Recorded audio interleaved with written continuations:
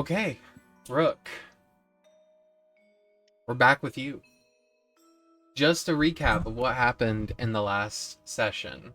We ended up with the party making their way back to Spellguard, finding their way down to the basement, opening the door, only to see Calypso's father look at Seymour and say, "Hello, hey son," and that's where we ended it. But we are back with Rook, and this time you have made it to Vecna's castle. He is watching in the distance, and you can see and hear there is power in the land, floating and collapsing all around everything. Vecna turns to you and says, "I will keep up my end of the bargain, granting you what you seek. But now that I am free, maybe you can alleviate more of the details to me." And you can repeat what you've already told him that you specifically wanted. Such as, it's not necessarily power, it's more like just the ability. Wealth beyond imagination. I want everything that I could ever dream of. Everything. So you do not just want power, you want possession. I don't really necessarily want power. Exactly. So you want possession. Yeah. You want to never lack anything again. You hear what sounds like the ticking of a metal door slowly creaking open.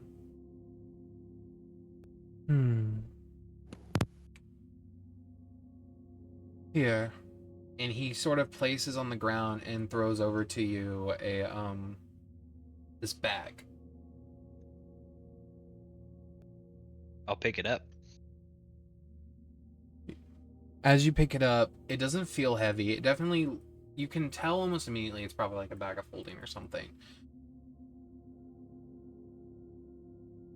It's up to you if you want to do anything else with the bag. We'll look inside. You look inside, and what is the first thing you want to summon to yourself? Yeah, I think if he was like thinking along the lines of, okay, this is granting my wish, it would be a small, I'd say about a foot tall golden statue of Rook. It slowly begins to push itself out of the bag. Okay.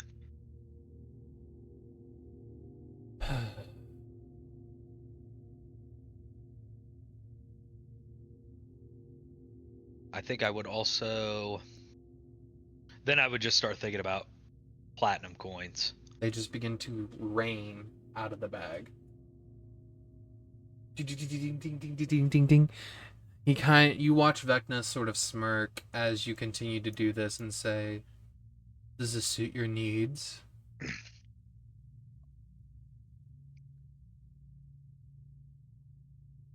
I would see if the bag could make a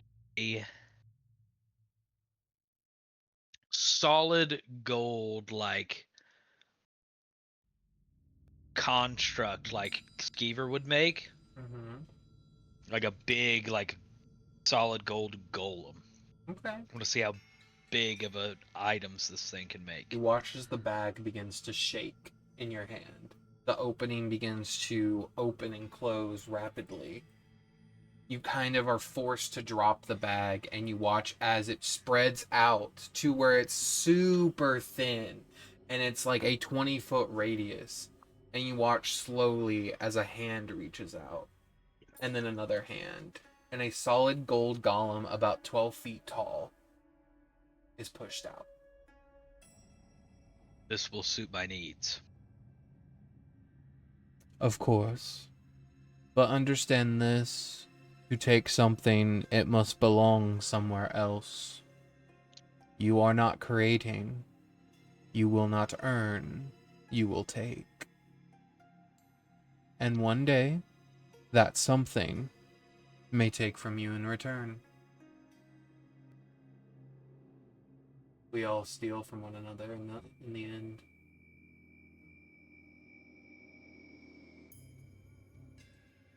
I guess I'll worry about that when that time comes.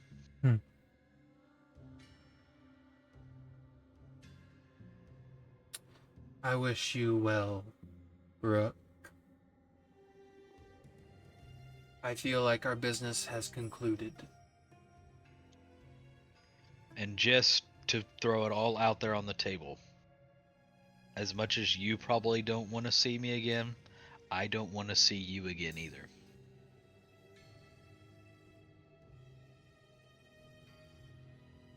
That is fine. You will never see me again, Rook. That is part of our deal. Okay. Sort of get like this like itchiness in your eye, and when you blink back, Vecna is gone. Yeah. All right. I'm gonna leave now. You go to leave, and I need you to make 2 more wisdom saves, a charisma save, a con save, and a sleight of hand check. Oh God. 2 more wisdom saves. Yep. I have no fucking lucks left. You got 1 DM inspiration. Come on.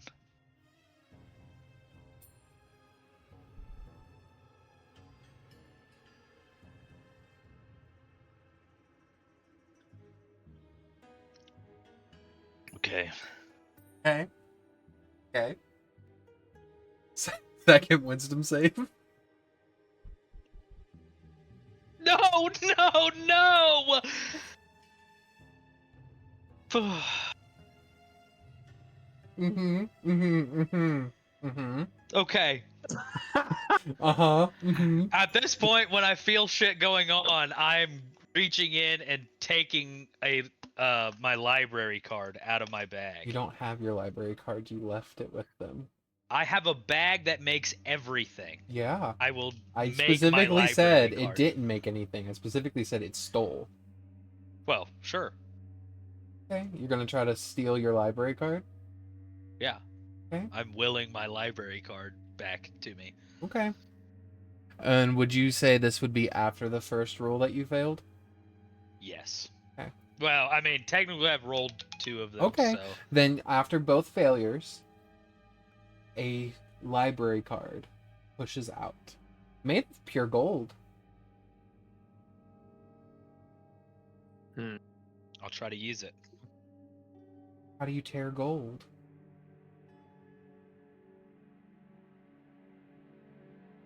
I'll try to... It's probably Mhm. thin, so I'll try to bite it and break it. You bite into it and you break it, and you watch as like the spark of magic juts out of it, and a clash of energy, and like as it opens, what you see before you is a vault door. I'll knock. To enter, you must pay the price. What is the price? I thought it was knowledge. Knowledge does not pay the bills. Oh, this is the golden library or something now. 3,000 platinum is needed. Okay, I'll just start pushing some of that pile that's Yeah. around my feet. You begin to towards him. just throw it into it, and almost like a Roomba, it just sucks up all the platinum. And the door, as it sucks up a platinum coin, the door inches open for each platinum until finally it sucks all 3,000 and it completely opens. And you see the swirling vortex of gold. What is this place?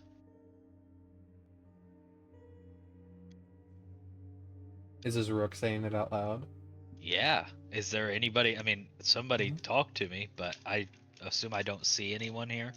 The door only responds and says, I am only the keeper of the door.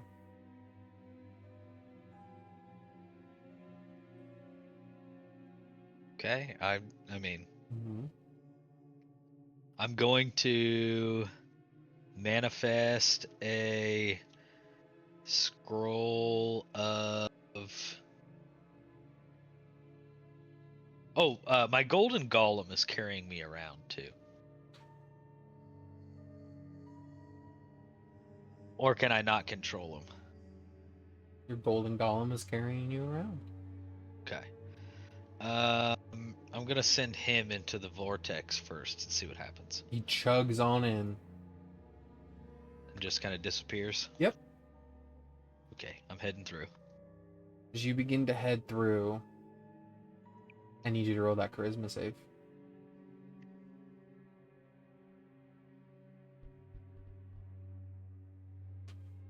My guy. There we go. I need you to roll your sleight of hand. Okay.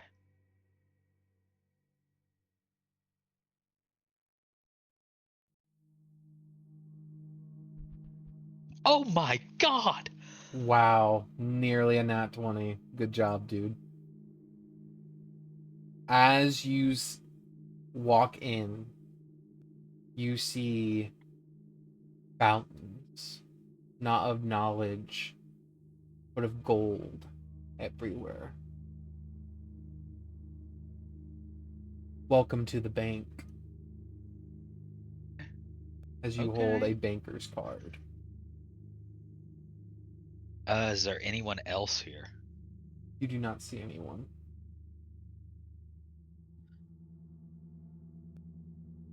Hello? I'll kind of shout out to this place. You wait a minute. Your echo reverberates back to you a hello. And then you watch as like a fountain that is spraying out melted gold coins begin to sort of like bubble up, and you see this sort of like golden looking wave look at you and say, hello, welcome to the bank. Who runs this place?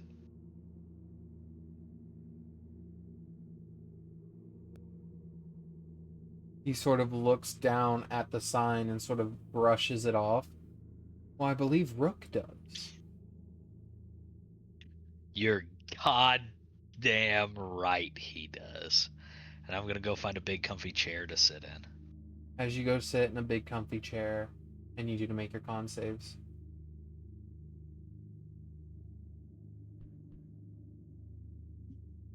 Not horrible. Much better. Mm-hmm. As you go to sit down, you notice something in the room at a higher elevation. You notice on the shelving, sitting on top of them, you see beautiful posed statues.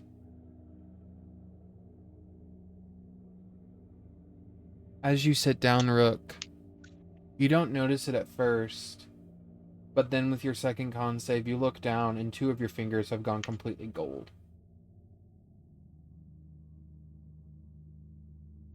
Two of my fingers have turned to gold. Yes. Doesn't hurt. And Can I still move them? you can still bend them. They're a little stiff.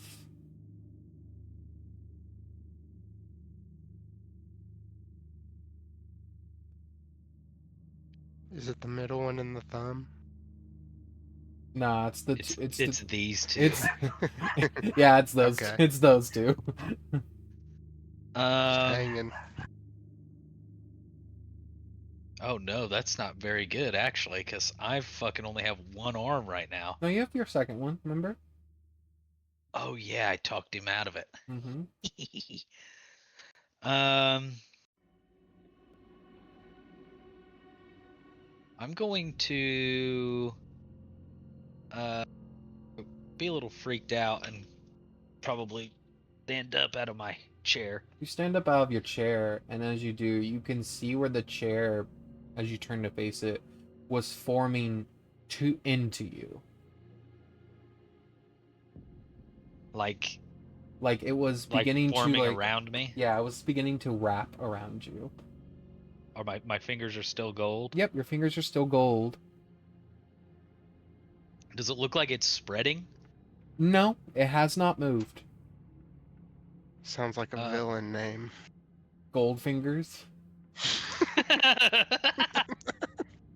This plural. Is there anything in this place that's not made of gold? No. As far as you can tell. Okay, I will reach into my bag and grab my old dagger with my non-gold finger hand. And this is a bag in your own bag of holding, or were you trying to pull it from the bag Vecna gave you? From my bag. Gotcha. Not my bag of holding. Yeah, Just you my pull it pack. out, and it looks perfectly fine. Still exactly the same as you've had it. It doesn't start to turn to gold or anything. Nope. I'll put it in my gold fingered hand. Okay. Nothing happens. As you open your hand where you're grabbing it, the handle had turned gold. Okay. Okay.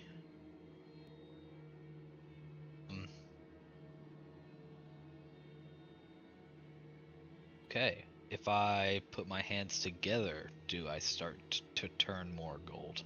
No. Okay. Hey, gold fountain guy. What's your name? I do not have one. Bernard is your name. Understood. Can I leave this place? Where can I go from here? Why would the manager leave the bank? I don't know. I just kind of want to go around, check stuff out. If you wish to leave this room, there is a door behind you.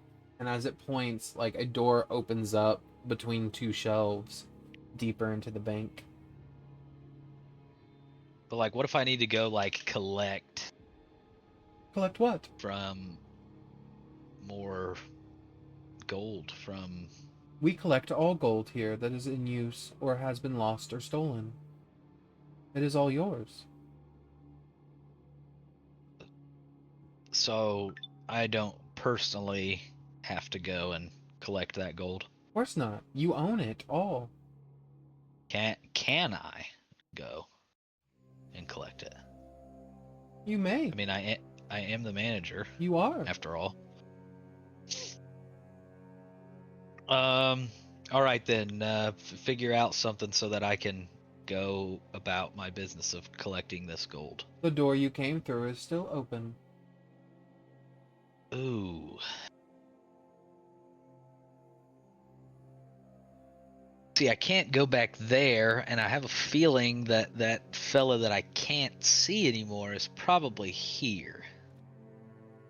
Is there another kind of creepy, bald-headed, gray-skinned guy wandering around in the bank right now? I do not see anyone matching that description.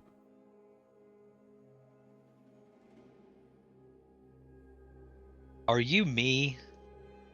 I do not understand your question. What do you mean, am I you? Okay, I don't understand the question that I'm asking either.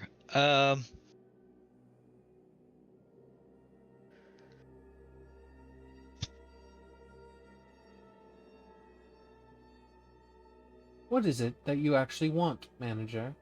I want to leave. I want to go back. Why do you want to go back when you have everything? Well, I want to go and like personally start taking things. Why? Because that's what I like to do. Why can't you take them from your bag? I can, but there's not as much satisfaction in just it appearing. I want to take it as well. That seems like a strange request. You have everything that you could want and take. Yet That's you true. choose to physically go and do it yourself. That's part of the fun, I guess. Well, wouldn't the fun have been not having all of this and doing it from the very beginning? I guess, but Why are you doing this? I would like to will one potion of immortality out of my bag. Such a potion does not exist, but I'm sure you could find a potion of longevity. Remember, you can't make things. That's true. Yeah, I do remember that now. I mean, if you're looking for longevity and you want to live forever, you could steal the phylactery of a lich. Wouldn't that make me a lich? I don't know. Do you want to be a lich? No. Hmm. Yes. Well, Could become a vampire. oh yeah, they live forever, don't they? Mm-hmm. You only Well, can no longer be out in the sun. hmm. And how does one turn themselves into a vampire? You must be bit by a vampire. Or drink their blood. I would will one large potion bottle of vampire blood You watch as a out of my golden bag. bottle begins to rise out, about the size of a large great healing potion. I'll drink that. Okay. You uncork the bottle and you begin to drink it. I need you to make me a Constitution saving throw with disadvantage. Random vampire blood. Oh no, I should have been really specific. I don't think Rook knows any vampires by name though.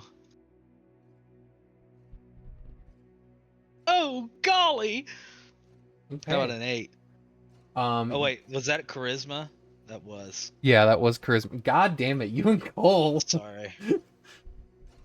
Okay, that one's more betterer. Okay. With a 16, you upchuck all the blood you intake as your body resists it, essentially. You want to be I a don't think vampire? that's gonna work. You gotta fail the save. Oh, Do like okay. Do you want? Are you wanting to willingly fail? Sure, yeah. How much HP are you at?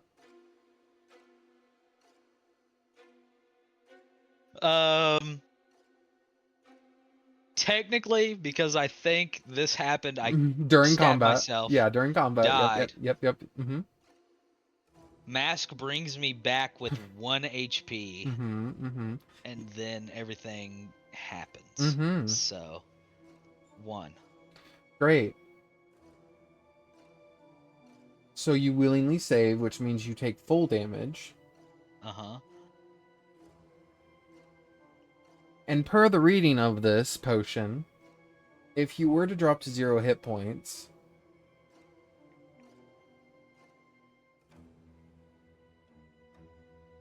you begin to become a vampire. Under the Okay. control of the vampire's blood that you just drank. Ooh. Okay. Rook, you watch as your body begins to sort of like ache and pain as where your fingers are, sharp nails begin to break through your finger beds. Your skin becomes pale, feathers begin to wilt off of your changeling form, forcing you into a vampiric form. Fangs begin to produce out of your teeth, pushing other teeth out of the way. You begin to upchuck blood out of your body, your own blood hitting the floor as you are pushing it all out of you. It is the most immense amount of pain and suffering you have ever felt before. Your body is twisting and contorting, and you begin to hear this voice in your head say, "Come to me. Come to me, Thrall." You feel compelled. No save. You are forced to come to him. As you begin to sort of like stand up in the reflection in your still pool of blood, You see your eyes have gone completely red. Your skin is pale and gaunt, and you hunger.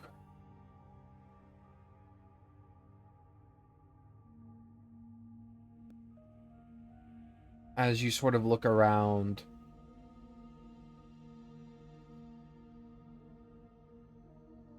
you're trying to remember why you're here.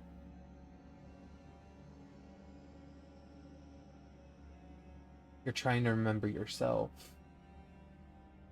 You just know you need to find this person that's calling to you. You have to find them. But you're not sure how.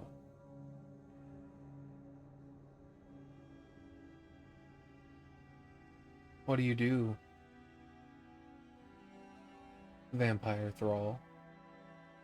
I start pulling scrolls of teleportation and anything else that I can out of the bag to try to get. You begin to get pull to this this stuff person. out, and you begin to sort of like beginning to sort of cast it and attempting to, and then you have this flash that hits your head harder than when you stabbed yourself in your own chest. You feel this sharp pain, and you hear Seymour say, "Here, Rook," and you hear the flick of a coin in the air.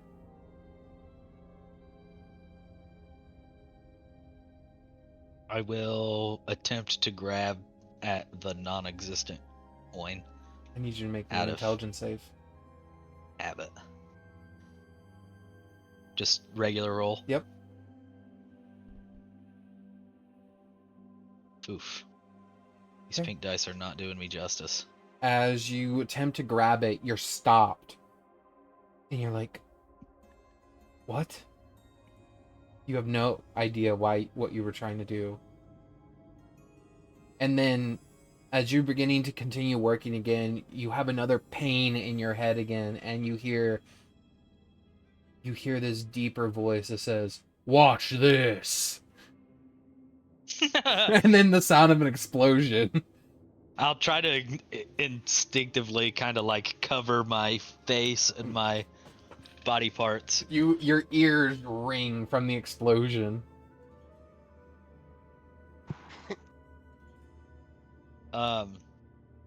Yeah, I'll kind of snap to again and Make keep me another working intelligence on. save. Okay. Oh my goodness. You then, as you continue to make the spell, you hear this other manly voice say to you, "You've got good in you, Rook." That's from Bjorn. Okay. Make me another intelligence save. Okay, dirty 20.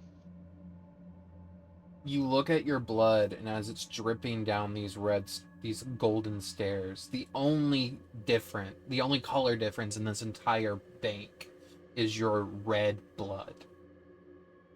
And as you watch it drip down, you see a hand reaching out to you, and it's a Leonan's hand. And then you see another hand, and it's blue, and then another hand, and it's more gray. And then you hear yourself, Rook. "I've always had the shield."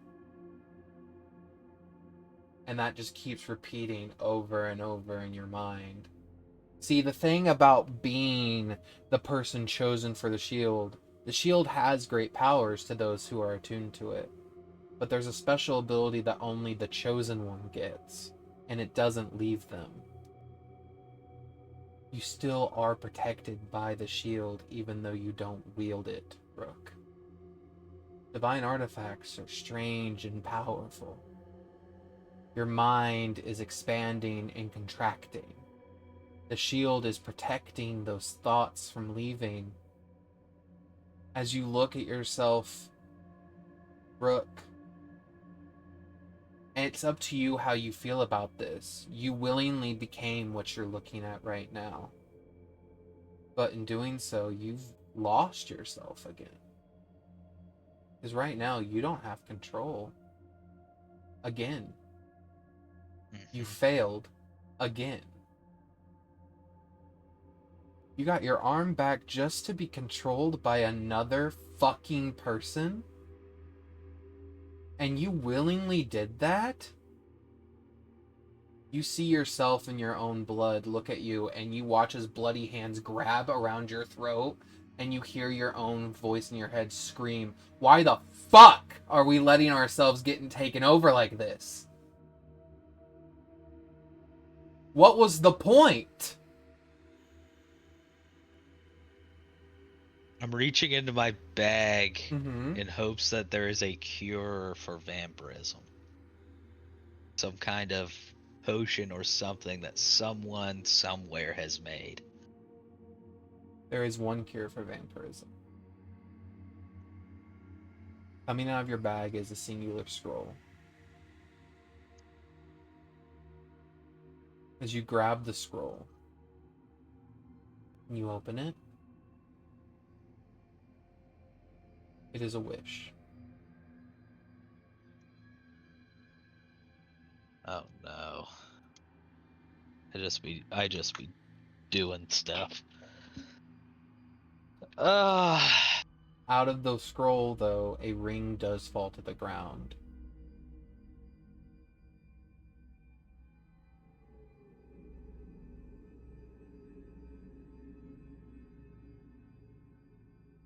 You snap back as you're holding this ring and this scroll in your hand. The bloody hands that were wrapped around you are gone, but you are covered in your own blood as if you rolled around in it for whatever reason. You look at yourself and you can still hear that voice beckoning you to come, but you can hear your own voice now fighting it, but it's getting weaker. It's getting louder than the whispers ever were. It's consuming everything about you. It's pushing everything that makes Rook down into the shadows. Locked away. He doesn't get to come out anymore. You have to stop this voice, or it's going to suffocate you again.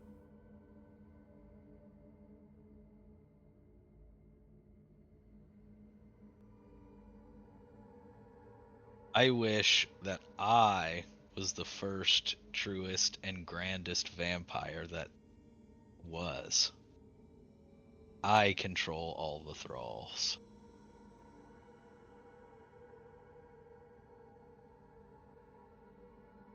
As you say this wish, there is a cost, because magic always has a cost.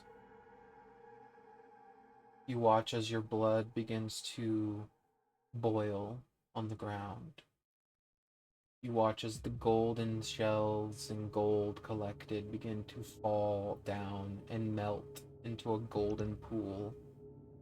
You watch as it begins to spiral around and around. The cost for this spell is a godly fortune.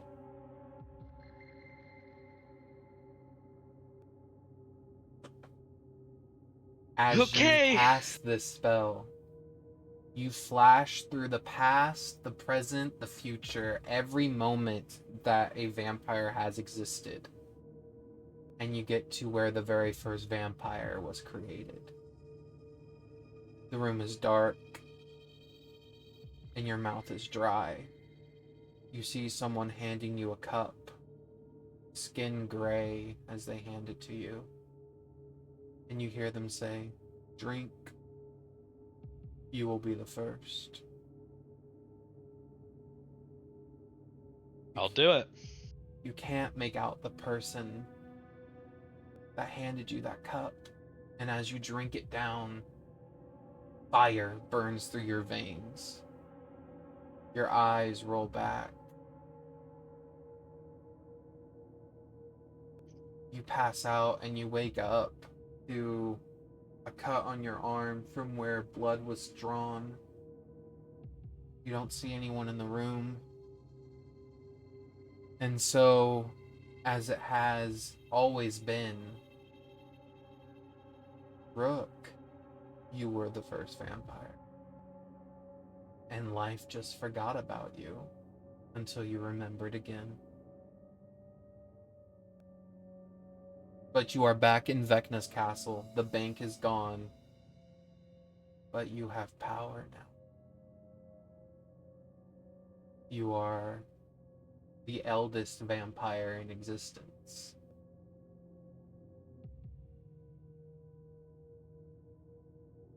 And you turn to look out at the Skyrook, and you watch as you see cracks beginning to form in the air.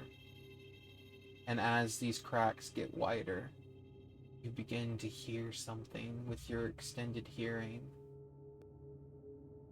We dream of magic owned by mortal hand. We dream of gods no longer controlling our lands. You watch as the Shadowlands emerging from beyond, a dragon-like body stitched together with human bodies, slowly ripping through whatever frayed planar barrier there is, as you're watching the worm that walks punch a hole through the Shadowfell. And he is beginning his emergence. And he's one plane away from the material plane now. And we're going back to everyone else. Oh. Sorry, guys.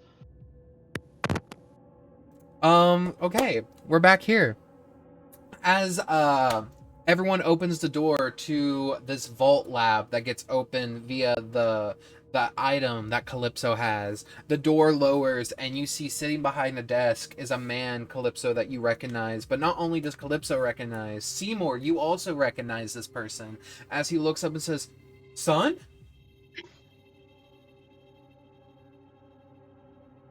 And that is What?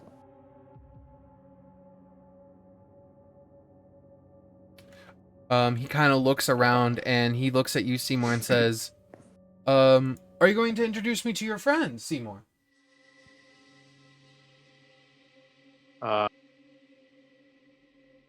Aren't you supposed to be dead? Can I dispel you? Are you a simulacrum too? I'm not sure what you mean. What do you mean I'm dead?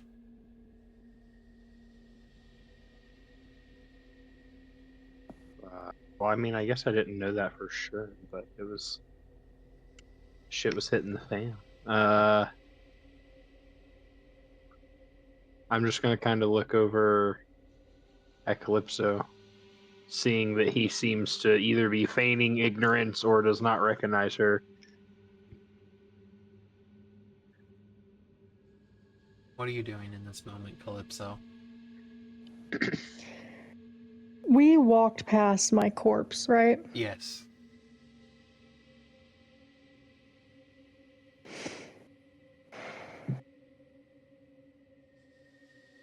I guess it would be hard to recognize your daughter when she's standing in front of you with her corpse not far from you, huh? Daughter. Oh my.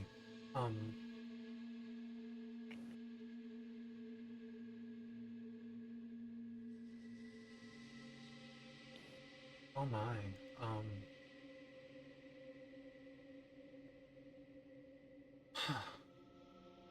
I can't say that I have one. Are you talking about the servant girl that normally delivered me my food? You didn't have a daughter? Insight? Yeah, roll an insight. Go for it.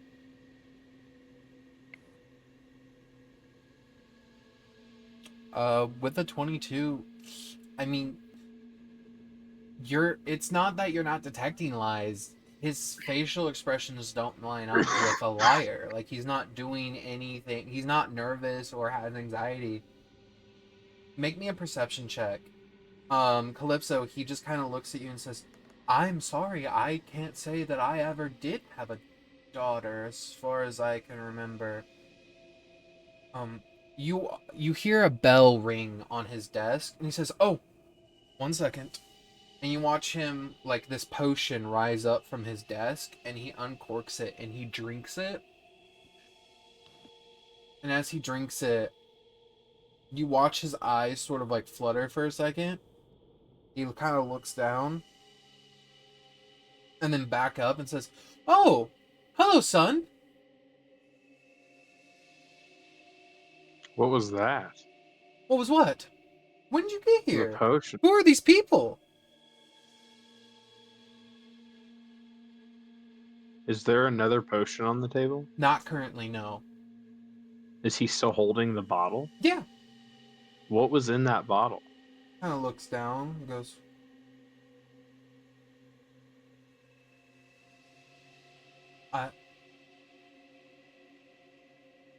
he watches his arm twitches.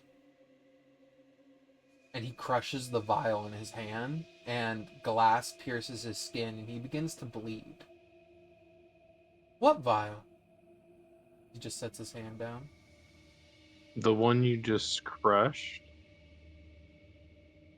Crushed. Crushed. Crushed. They're coming. Run! Run! Run! Hi, Seymour. I'm gonna cast Dispel Magic on him. Yeah, you cast Dispel Magic, and there's nothing to dispel.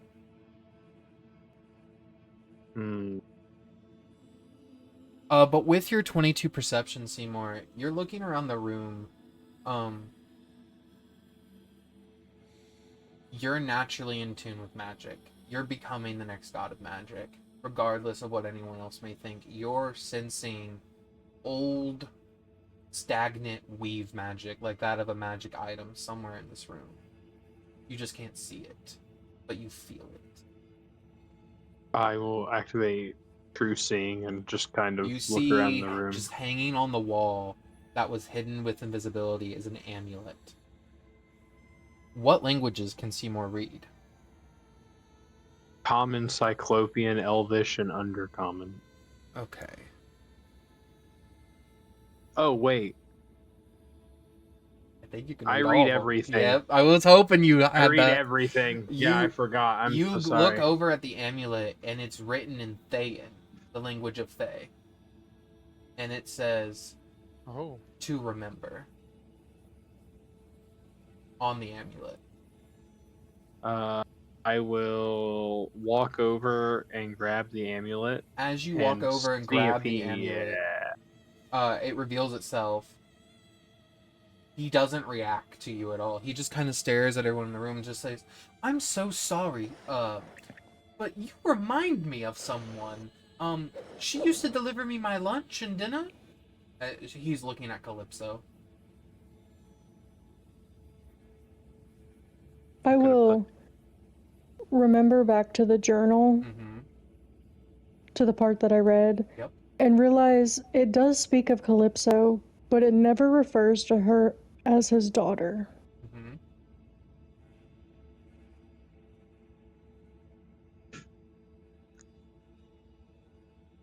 So strange. I feel like I know you. You're holding the amulet, Seymour. What would you like to do?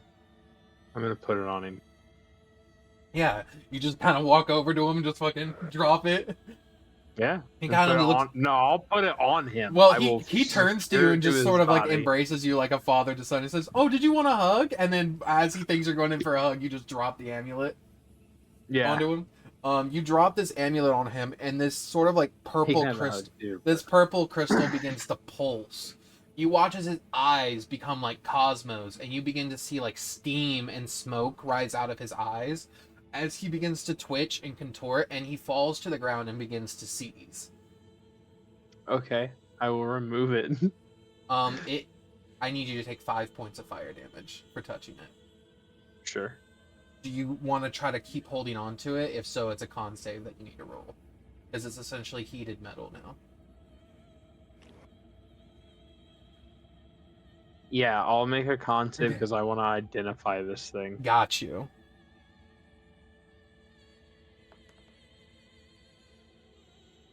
Not very good.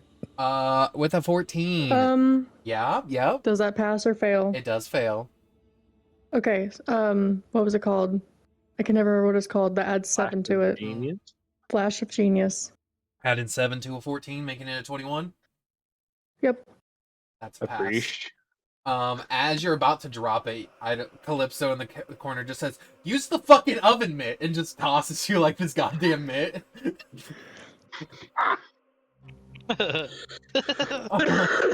Okay. Just fucking tosses you like a rag or an oven mitt. Fucking, you grab it and fucking put it on and hold it. And as you identify, what you were given about this amulet is this amulet has one use. The amulet is used to unmodify a person's modified memories. Oh, I'm putting it back on him. Yep. You just drop it back on him. As he begins to seize for like the next... If it looks like he's gonna pass away or become Mhm. critically injured, I will heal him. Otherwise, I'm watching. As he sort of like finally seizes, like comes to sort of like normalcy after about 10 seconds, he sort of like slowly comes to and says,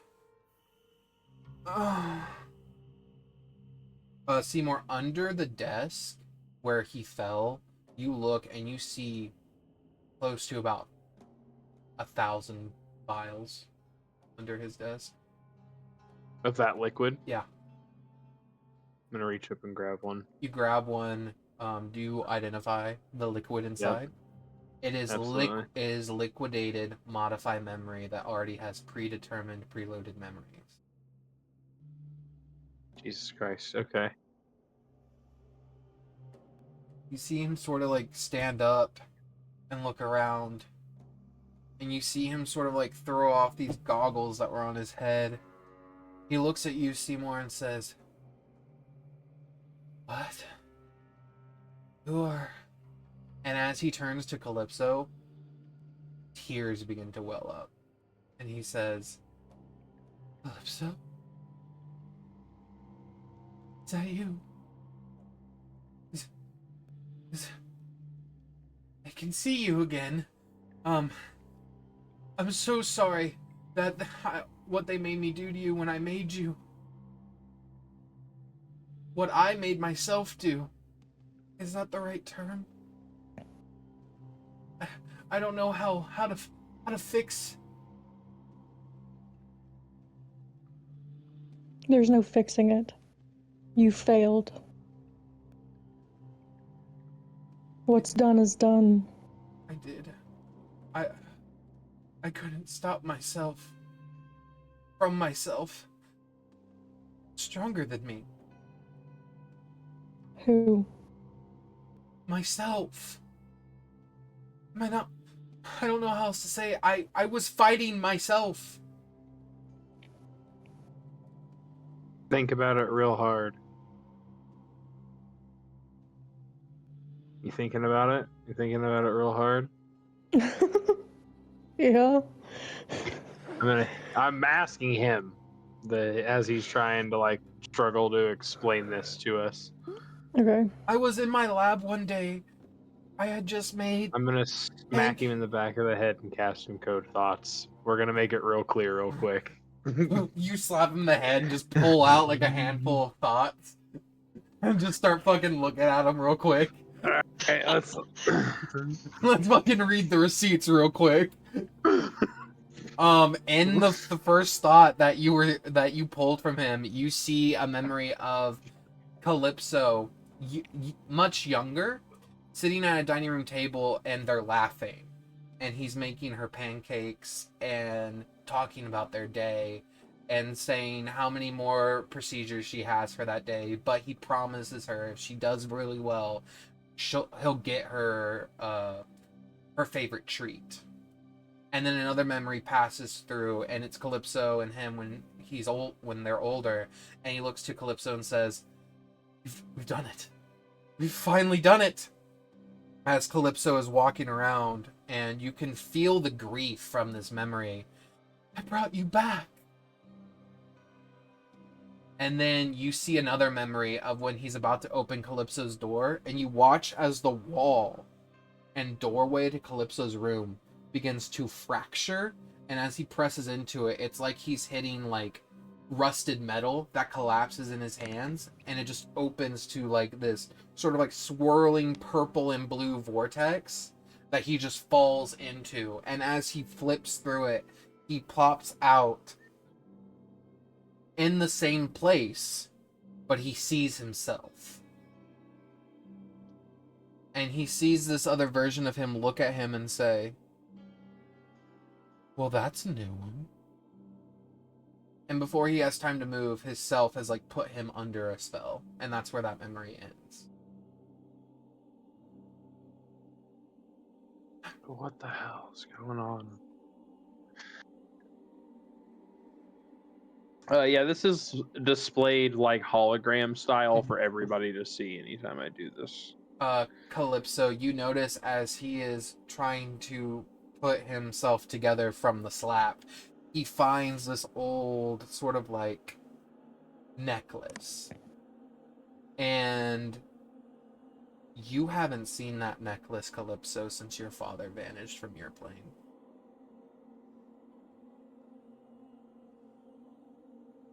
You remember your father was sick. Very sick. This version doesn't look sick. And you swear you remember him dying.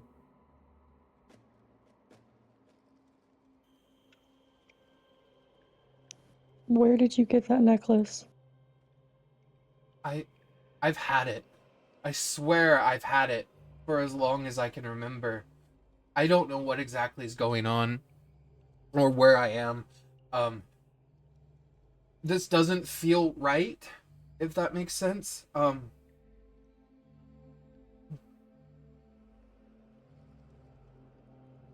Hey, Calypso. Hmm. Do you know banishment?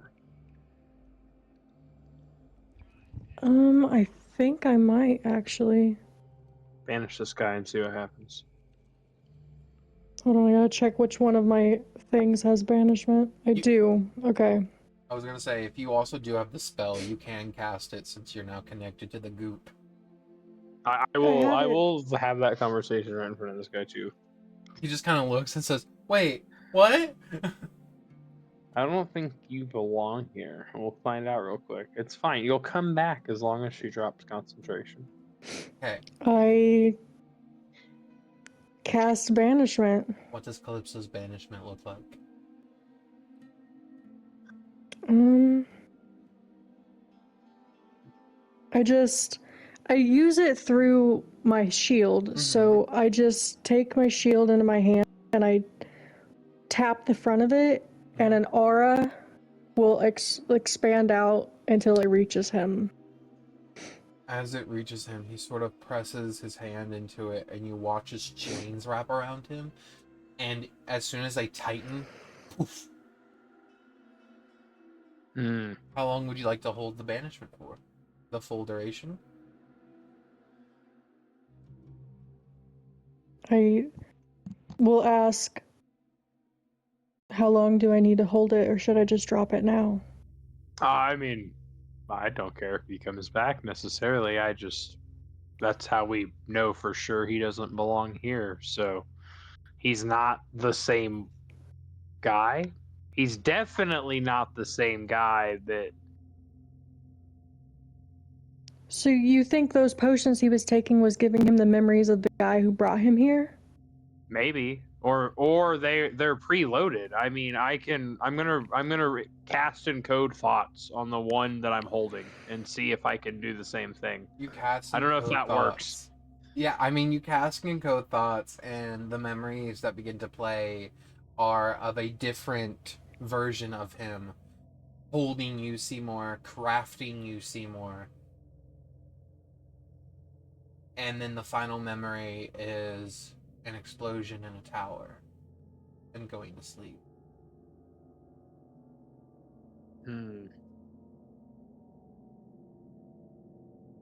There's something Interesting. else that you're missing, but you don't have enough of the vial grab another vial. Yeah, there's a bunch of them down there. Well, they are empty. That's That's the true. thing. They were. They are empty. You don't have a Mm. full vial. I should have mentioned. No, you're right. That's fair. Interesting. All right, let him come back, I guess. I Maybe will he drop is concentration. As soon as you drop concentration, he says, I was in this room somewhere else. It was exactly like this room, except it was old and dusty, and it looked like no one had been there. What is going on? That was wherever you belong. I don't understand. You're on a different His plane currently. my dad's lab hasn't been used since his passing. Your dad died? I thought so. Did I ever see the body after he died? Did we have like a ceremony or anything? Yeah, you saw the body. You guys had a ceremony. Were you ever sick? No, but my Calypso, she got very sick because she got hit with spell plague, and I was trying everything I could to heal her, and nothing seemed to work. I found this ancient device, and I tried to plug it into her chest to get her heart to start beating again, and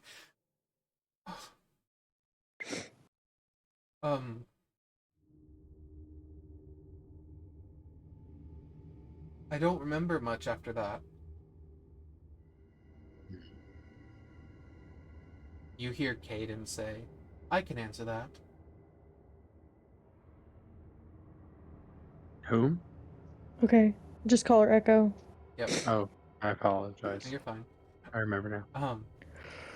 Echo answers, it is because the Calypso in your dimension was not a viable candidate like this one. So her cells imploded and caused your universe to slowly deteriorate.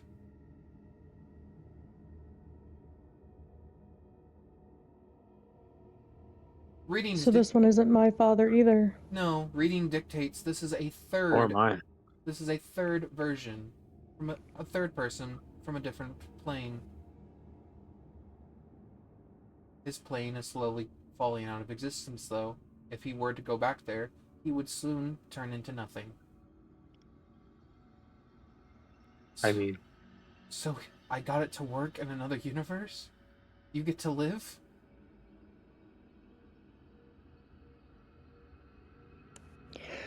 Yes. My father was successful. At least someone succeeded.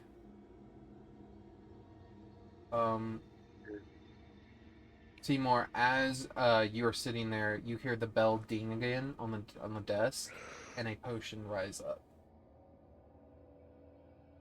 does he do anything to try and grab it? At first, you see the muscle memory of he tries to reach for it, and he goes no, no. Does it materialize? It's like it comes from within the desk, a sort of compartment opens, and it just pushes up. Okay, yeah, I'll grab it. You grab it, and as you look at this vial, it's like a diamond-shaped vial with this purple-blue liquid. Yeah, I'll assume it's the same thing and try and do the encode thoughts thing on it again. As you pull the uncode thoughts, and you see what you're missing. You're watching the moment where the explosion happened. You're watching from this version of your father's eyes. You see him pushing you, ushering you into the portal, getting you to safety. And the moment that he turns around to face the masked intruder, he sees himself. What the fuck? And his own thought is, you're working for them, aren't you? And you watch as it wasn't a normal explosion that destroyed that tower. You see crawling up his eyes and down his face anti threads covering his body. Oh, shit. Okay. I do say, I don't know why I was left here. I do also apologize for the mess, as literally everything in the room is scattered around the floor because of where Spellguard impacted. I just don't understand why you're being fed memories to pretend to be mine. Maybe it's something Because he's the one that belongs here in this universe. Maybe it's because I'm remembering, or I remember something. I don't know. My memories aren't all coming back. It's like they're jumbled, and I'm trying to make sense of them.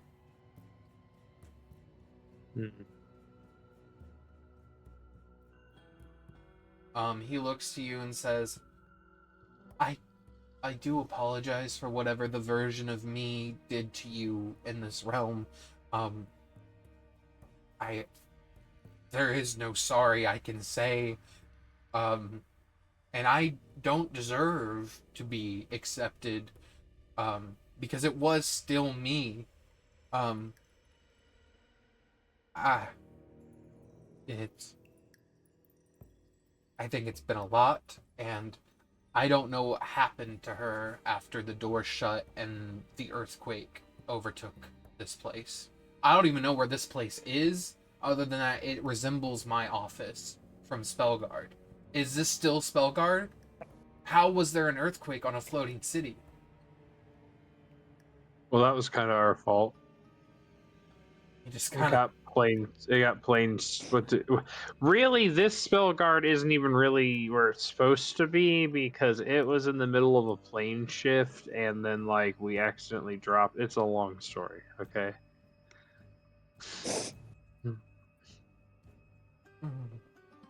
There was a zombie to harass. Some decisions had to be made. All right. What do you like?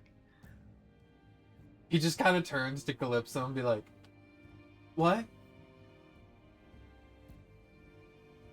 You come from another reality.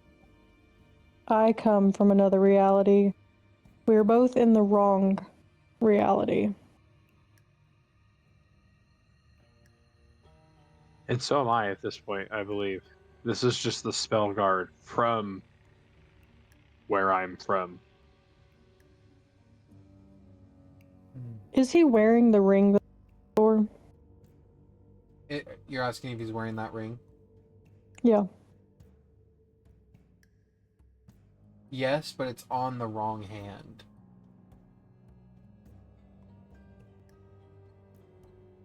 Would I be able to tell if that ring is connected to the machine here or if it's from his reality? You would have to like touch it and like identify it. Like just looking at it looks very similar. The ring you wear. May I have it? He just takes it off his finger and puts it on the desk. Of course. I was always meant to be given to you. I will pick it up and identify it. It is a ring of golem control. Has the ability to summon one battle-ready golem to your side. So it's not the ring I'm looking for. Well, the Steel Defender, it is a golem. Oh, is it? Okay. Yeah, it's a golem. It's just, he called it a Steel Defender, and it's just going to have golem level stats. So it's a ring of summon golem, and it's specifically that golem. Which is exponentially better than a steel defender. Yes. Expeditiously, if you would. Like the retreat. Yep. I will put it on. As you put the ring on, it just sort of like forms to your finger and fits perfectly.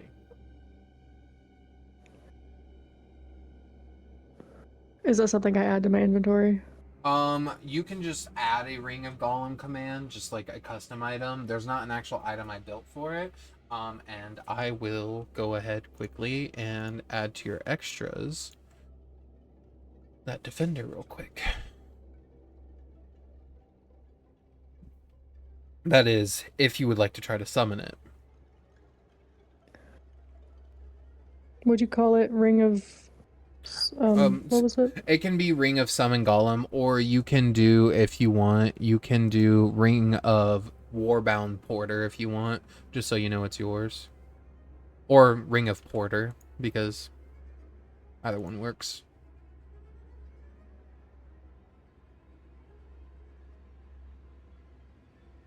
Okay.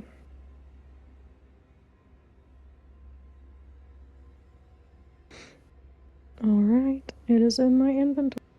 Wonderful.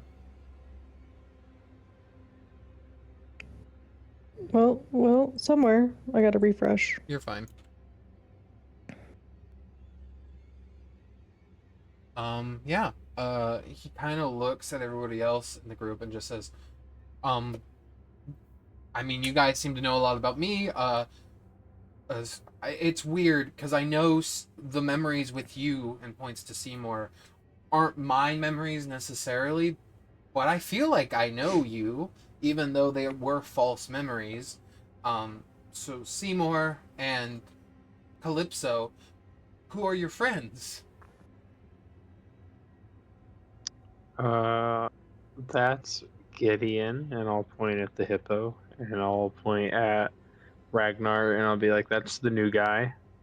Ragnar just And goes, then I'll point at Skeever, and I'll be like, "And that's the inventor guy." Skeever. Hello there. As they're talking, Skeever, and you kind of are like lost in your own thought, your right hand is phased. I'll put that in my pocket. As you put it in your pocket, you go down to like your wrist as your fingers still stick out of your pocket. And you kind of curl them into a fist to hide them.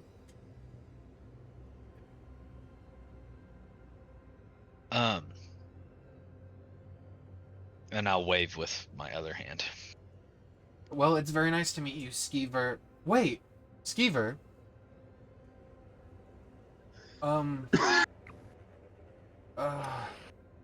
Quickwit. Is that your last name? Yes. Oh my god! You are a very famous artificer from where I come from. How famous? I mean, famous enough to have your own tower built after you. Damn. Wow. The Pretty Quickwits. good for a half guess. The Quickwits are who keep Spellguard in the air.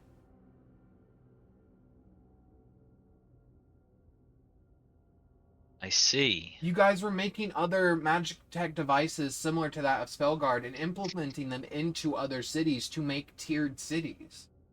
To help population control and to stop deforestation.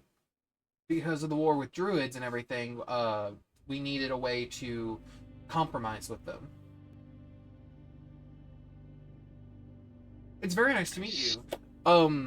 Turns to Gideon and says, you seem like a very well protected, looks at your robes and staff, but then also looks at your gaping muscles and goes, I'm not quite sure what you are, but thank you for protecting the people closest to me. They are also my friends, and I will always look after my friends. That's wonderful. You see him sort of like look over at you, Calypso, and say, is there anything else you need of me? Please, I can only thank you enough for relieving my mind from that spell. I feel like all this conversation that's happening, she's kind of stuck in her head, and she's reliving the last memory she had with her father, and watching him get sicker and sicker, and staying by his bedside as he died, and then having the ceremony. And even though it's not her father, she knows it's not her father from her reality. she gets to see him again. Mm-hmm. And I think a couple tears fall from her eyes as she just moves forward to hug him. As you move forward to hug him, I need Calypso to make me a dexterity saving throw.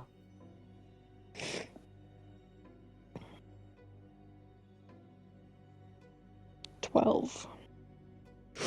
1 second.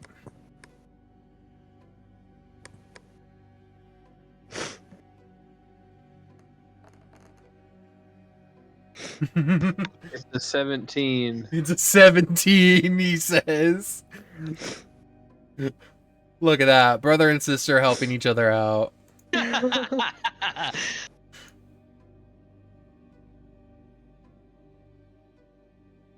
Calypso, how many hit points are you at? 146. Okay.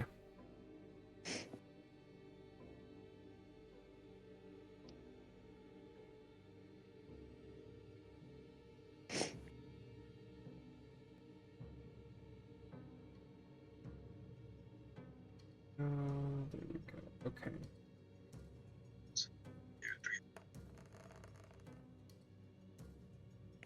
Okay. Calypso, with a 17 on a dexterity save, that does fail. As the back of your back, you are pushed forward, smacking into the wall, and you can feel where the impact happened. And Seymour, you see smoking out of Calypso's back, where her magical armor, like, held it back.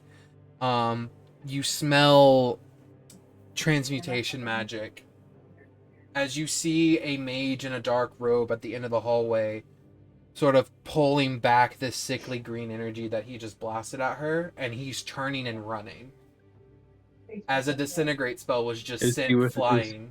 Is he within 60 feet? He is not Yes, within he is if he disintegrated. Yes, he is. Hold on. Let me make sure I'm not lying. I'm pretty sure disintegrate is exactly the same. Mm-hmm. Okay. I need him to make me a saving throw, please. Okay, what is it? It is wisdom. That is a 14 total. He is a dolphin.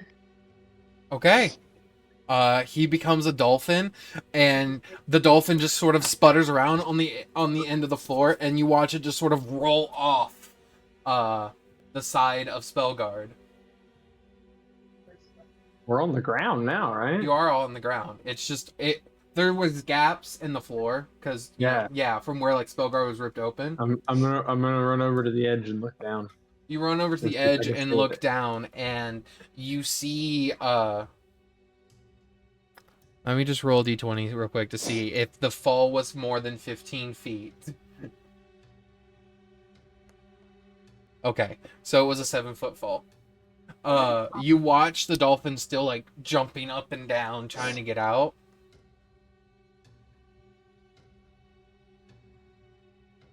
I will. So does the jump look to be about 15ish feet? It's a 7-foot fall.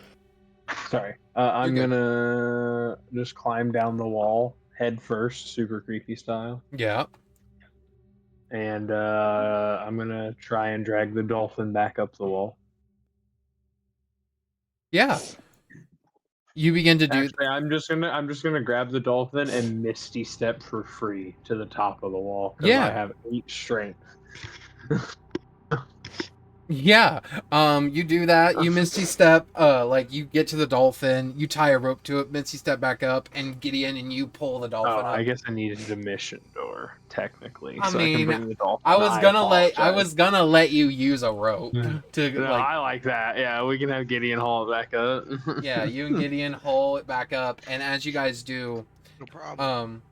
you see the dolphin comes up. Thank you, sir. And then, Gideon, you feel like this tingling sensation in your arms, and Seymour, you're watching as Gideon's tattoos begin to pulse. Oh, what do you got going on there, bud? Gideon, you hear something in the back of your head, and you watch as tears within reality begin to appear around all of you. And let me go. I need everyone to immediately roll me initiative as these mages just spawn in, all of them threaded.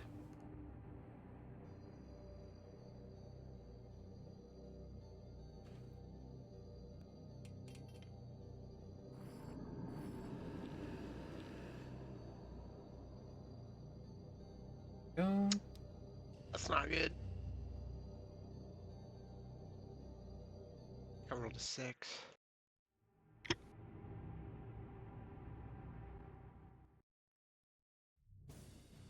There we go.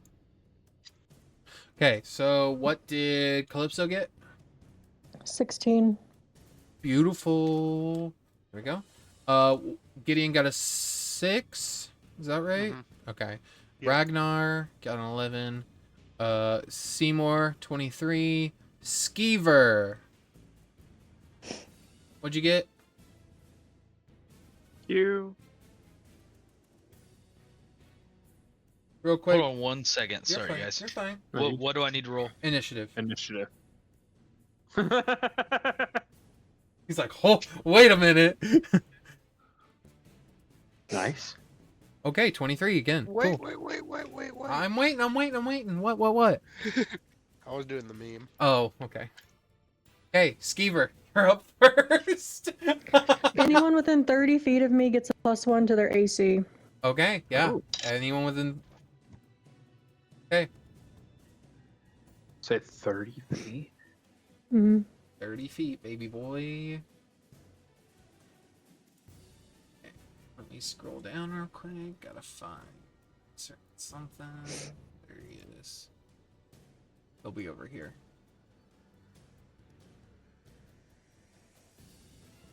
And then let me grab this.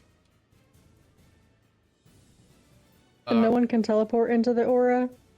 And allies in the aura have advantage on saving throws to maintain concentration. Well, so that means these guys had to teleport out to here then. There we go. Alright, Skeever, what you want to do? Actually, he might still be busy, which is fine, so we'll just go Seymour. Seymour, what you doing?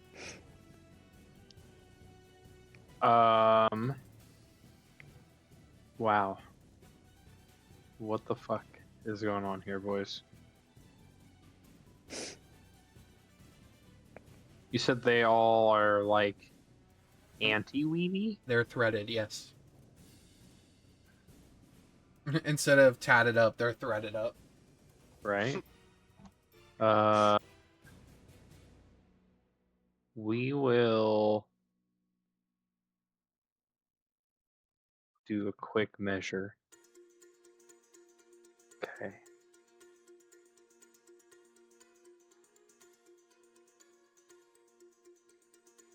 We will expend 2 sorcery points to bonus action cast a spell, and we Okay. will activate the. No, we won't. We won't do that part. That's a little bit silly. We will cast just a nice little lightning bolt. Okay. No, let's do a fireball, dude. We always do lightning bolt. Okay. Where do you want your fireball to go?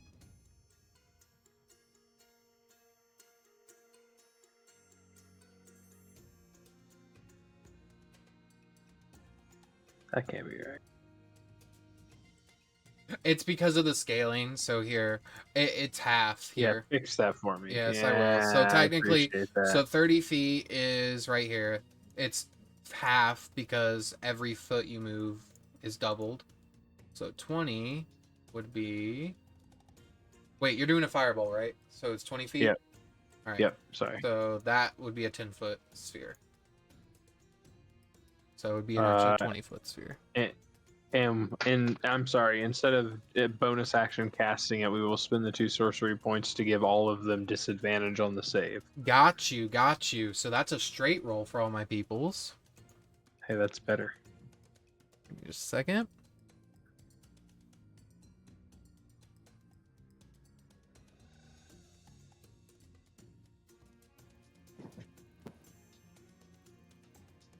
go. Okay. So that would be F, D, and E. Gotcha. Deck saves? Yep.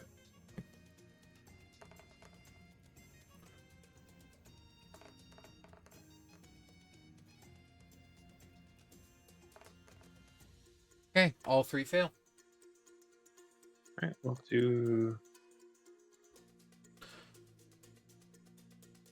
Sorry, I have to scroll back up. You're fine. I'm just using the free cast, so it'll be the standard level 3 version. Okay. We will spend another sorcery point to empower that, so we Okay. can re-roll those 4 ones, because that makes me sad. Okay. That's minusculely better. Subtract 4, add 10. We netted 6. Okay. You watch as you impact them, and as the fire burns around them, you watch as like the fire gets sort of like absorbed into their bodies. Yeah, that tracks. All right. So only half damage. That's it. That's my turn. Okay. Calypso. Okay. So before I do anything, Yep. I was looking at something. With my hammer, it says if I cast a spell through it, Mm-hmm. I can hold on, let me see. Hammer of Recalibrate, cast a spell through the hammer, choose one creature to gain something. So who is our squishiest member right now? Like who has the lowest AC? Probably me. I have 17. Oh, Okay. yeah, it's not me anymore. It's that robe. I forgot. It's between you and Skeever, to be fair, because Skeever Mine's doesn't. bonkers Skeever does now. not wear full like heavy armor. Armor. Yeah, he wears light. He does wear light armor. So it's either one. Take your pick. They're about the same. Autumn said, "Fuck you guys." Oh, her PS4 kick. Her PS5 kicked her. It happens.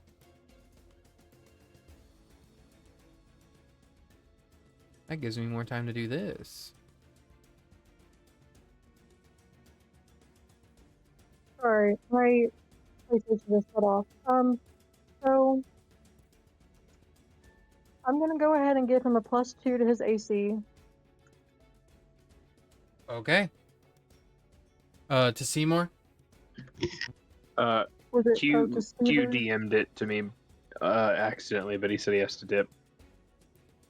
He sent it to me too. Yeah. Sorry, everybody. Bye. Good. Adios. Have a good night, dude. Be safe. See you later, dude.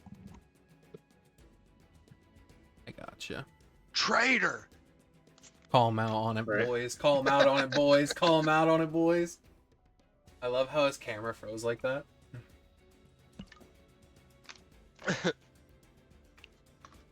He's still with us in spirit, guys. Okay, can you hear me? Yes, I can Yes, hear you. ma'am. Okay, I had to turn my PlayStation back on. So I guess whoever has the lowest AC, and I guess Skeever has the lowest AC? Yes. Okay, so that would give him a +3. Everyone else gets a +1, but he has a +3 from me. Okay. And then I'm going to move up to my movement is 35. Does that get me to Mage B? Mage E. Mage You're- B. Mage B. Yes, you can Yeah. definitely make it to Mage B. Okay. So I will cast Green Flame Blade. Okay. And I will attempt to use my hammer on him. Go for it. Natural 20. Hammer time. It's hammer time. Yeah, it So- fucking is. Go for it.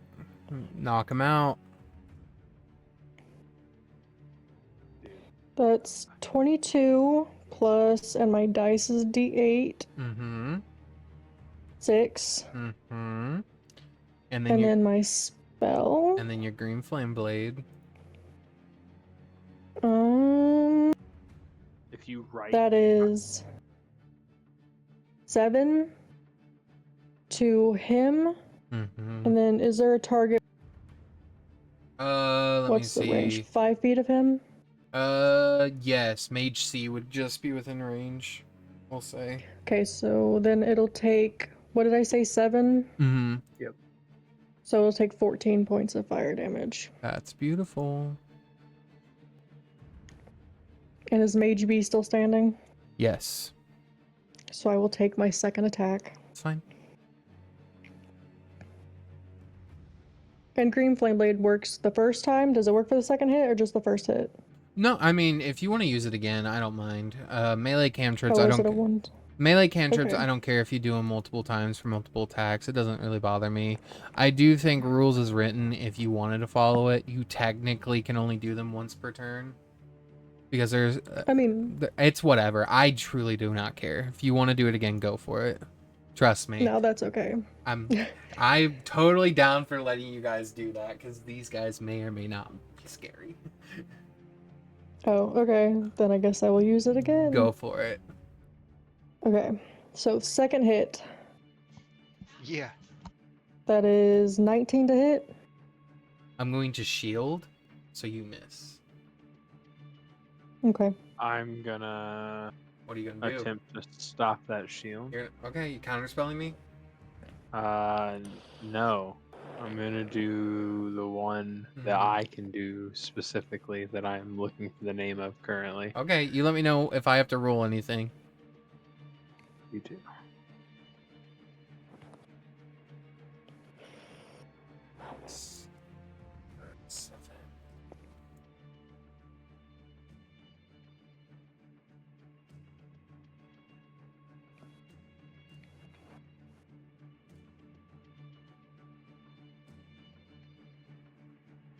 Yeah, I'll just counterspell you. I think it's like Right. Swallow Magic, isn't it? It's under features and traits, isn't it? It's somewhere in here. I know it. I mean, if you want to counterspell it, that's also fine. If you base level counterspell, it's countered, because I'm doing a first level shield. Yeah. Yeah. Okay, so it's countered. You I hit can do me, that roll for your free. damage. Hold on. What does it mean? What's it mean When for it says a magical effect on the target is suppressed until the start of your next turn, what does that mean? It means if I have any ongoing effect like haste, bless, something like that, those would be magical effects. Buff nullifier. Basically, is what it is. You're nullifying those abilities off of me. Okay, so it says when you hit a creature with the hammer, you can force one of the following effects. I can make him make a strength saving throw or be knocked prone, or make his speed become 0. Mm-hmm. There's other things, but those are really interesting. Let's knock him prone. Okay. Strength save is what it said? Yep. All right. It's equivalent to your spell save DC. So if it doesn't list a number, it's just whatever your spell save is. So let me roll that. Strength. Hey guys. You want to guess what my strength save modifier is? Please tell me it's a -1. It's a -1, so that's a 12. So he's now knocked prone. Yeah, he just goes prone. You look at him and you crack him in the head with that natural 20. You see where like you are seeing brain matter come out of his out of his head, but he is still very much alive and staring up at you. His eyes are completely darkened except for like you see his pupils and you see like these like almost like spider webs dripping out of his eyes that are made of like anti-weave. Okay. So do I get advantage on someone knocked prone? Yeah, you can roll again now with advantage. See if you Okay. get that nat 20. It was another 19. Well, then you doubly hit. Okay. So damage 9 plus 8.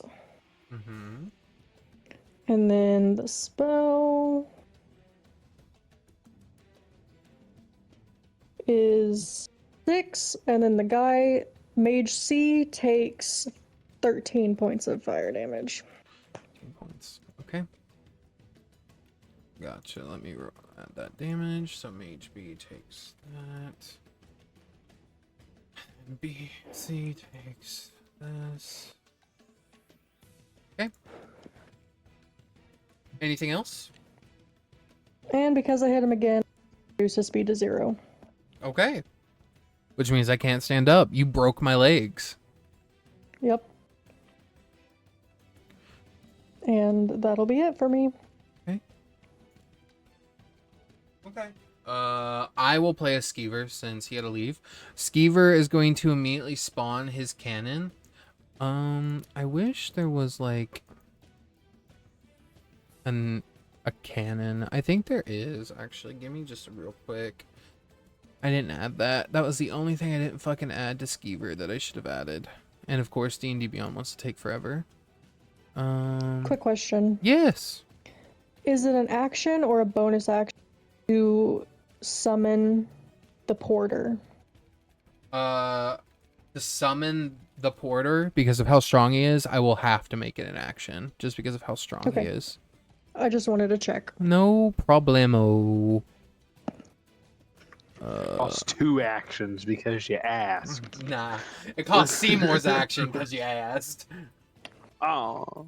I'd say it's a free action. I say Gideon doesn't get a turn. Oh, Oh. We've all been victimized. I knew it was gonna happen, just not this early. Early? You're level fucking 13! I meant early in the night. Oh, yeah, that's fair. That's fair. it'd be like that sometimes. It do. Alright, I'm just gonna fucking do this. That's fine. Yeah, that'll be his fucking thing. So, Skeever's gonna summon his thing, which is, it looks like a beetle, but it's whatever. He's gonna summon his turret, and immediately as a bonus action, he's gonna have it do an arc shot. So that's an attack roll. Actions. It's got a taser. It does, actually. Lipstick taser. There we go. Vector plus ballista. Did it?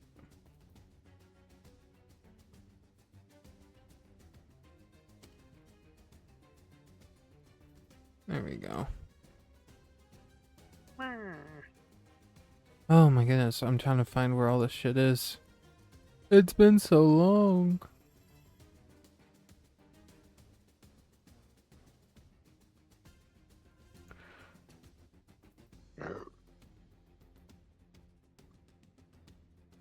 Killed her husband. Can't convince me that it didn't happen. I don't know why. Oh, whatever. It's at the bottom. All right, so that is 2d8 lightning damage. Make a ranged spell attack. So, Skeever obviously doesn't have any ranged spells, so let's fucking give him one real quick. Ray of Frost. That works. Fucking roll. Skeever with an 18 on Mage B with it would hit. It doesn't have a reaction anymore. Nerd. That's 2d8. That's 13 lightning damage. Go, and then Skeever will then use his action to run up, and Skeever is going to cast. Fuck it. Yeah, Skeever's gonna do this.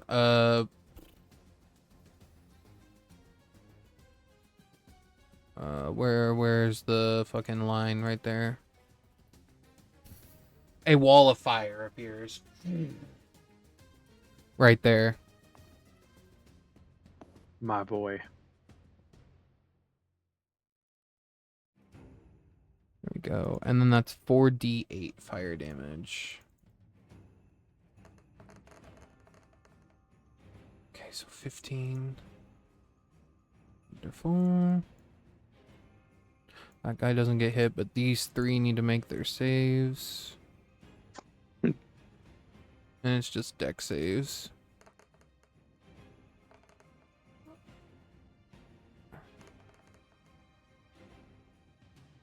$17.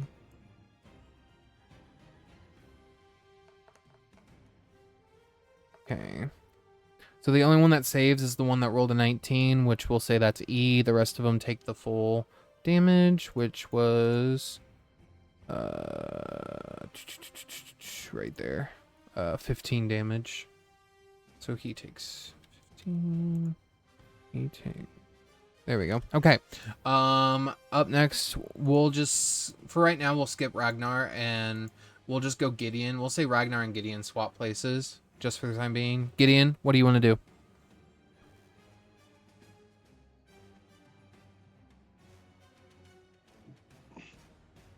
You let Just me know. measure one thing real quick. All good. What size is that?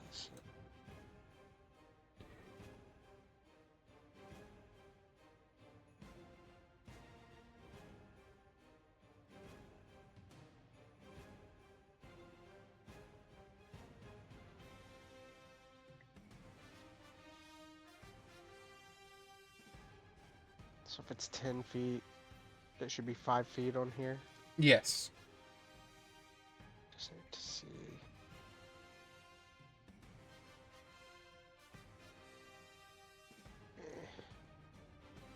Alright.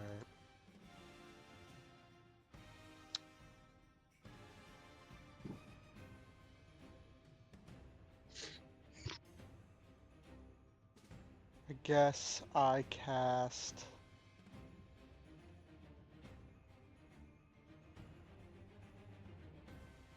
telekinesis. Okay. On what?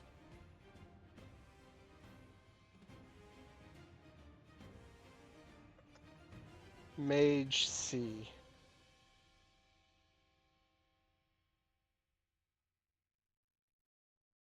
Okay, I had to make a strength save. Strength save. Okay.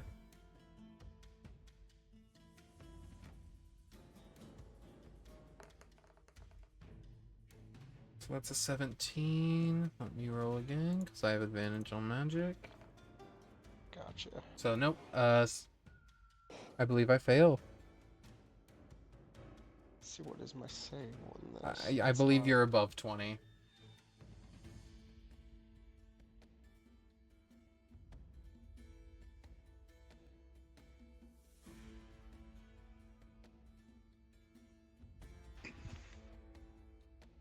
It just says strength save. If you check your spell Oh, list, I see it. I Okay. see it. It's 24 now, yeah.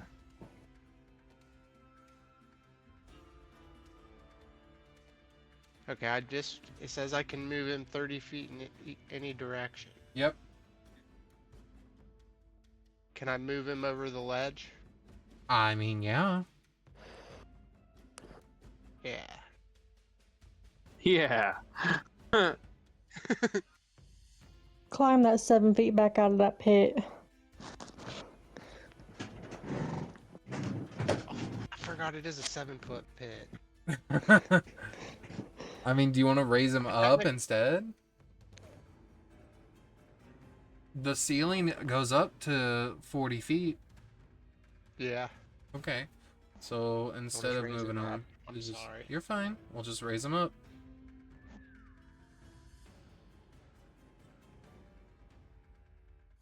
He is up in the sky. He is. Is that your turn? Are you doing a bonus action? Okay. I think I'll move though. Okay. I'm gonna move like right here. Okay. So Mage A is up. All right. A is going to move over to here. And then so yeah, I'm gonna use my sorcery point and extend three sorcery points to extend the spell. So I can go to there. So 60 would become 120, 90, yeah. Okay. So I need everybody in that cone to please make me a dexterity saving throw.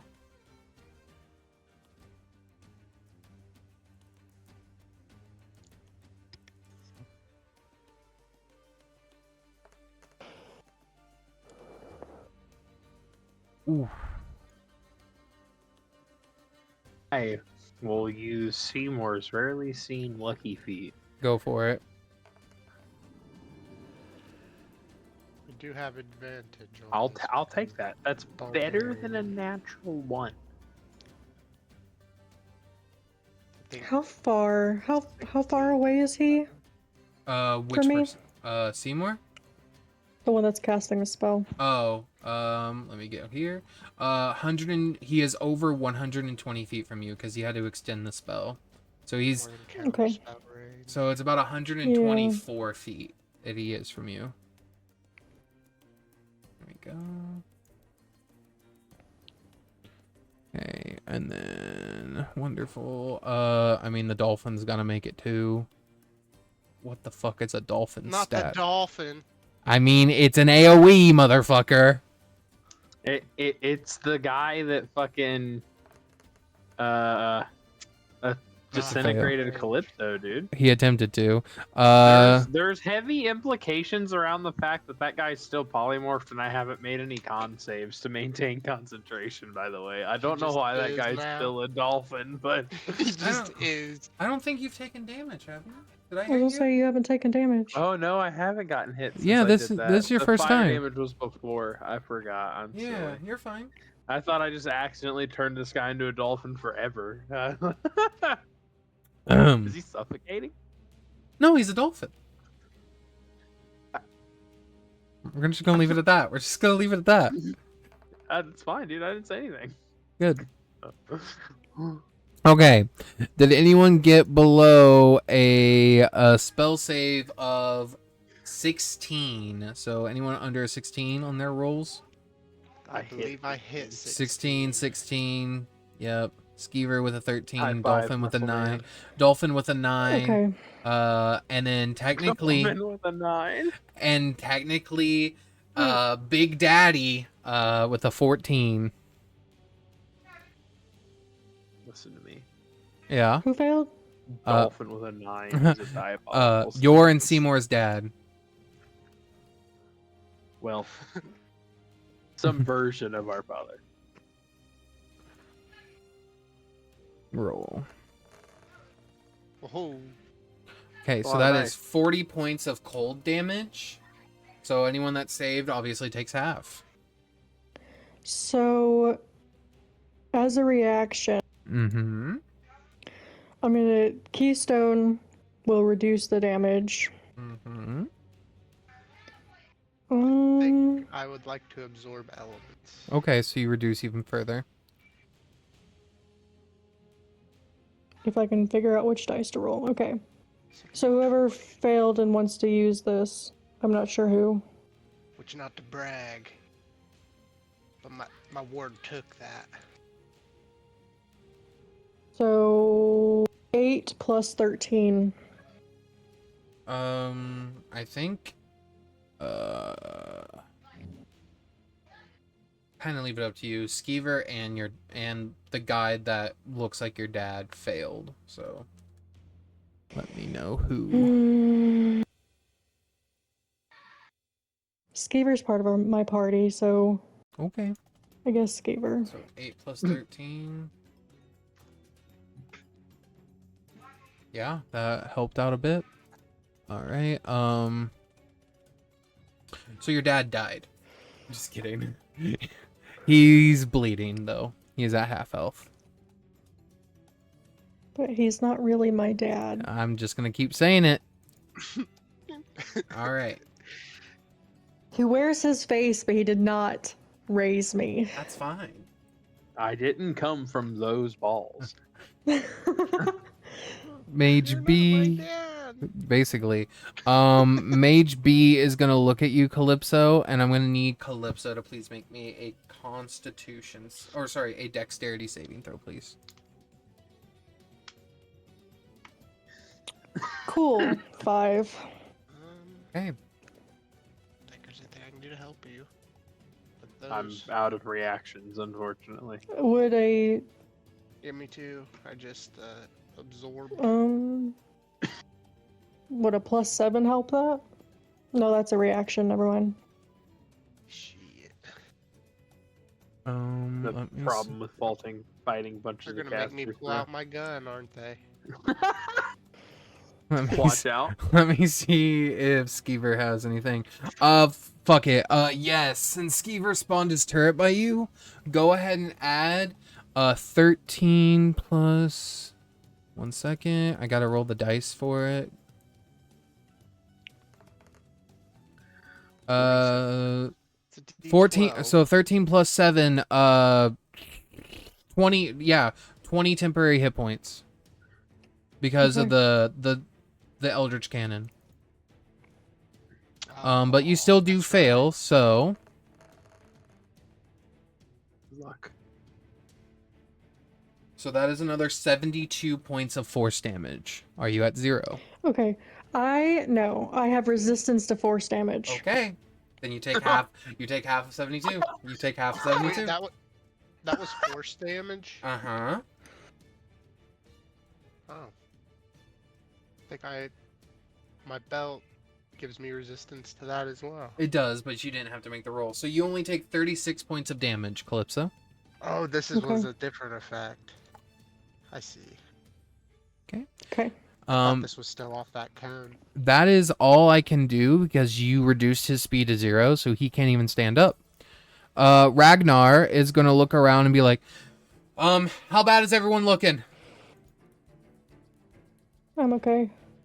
I still look relatively okay, actually. My ward is cracked.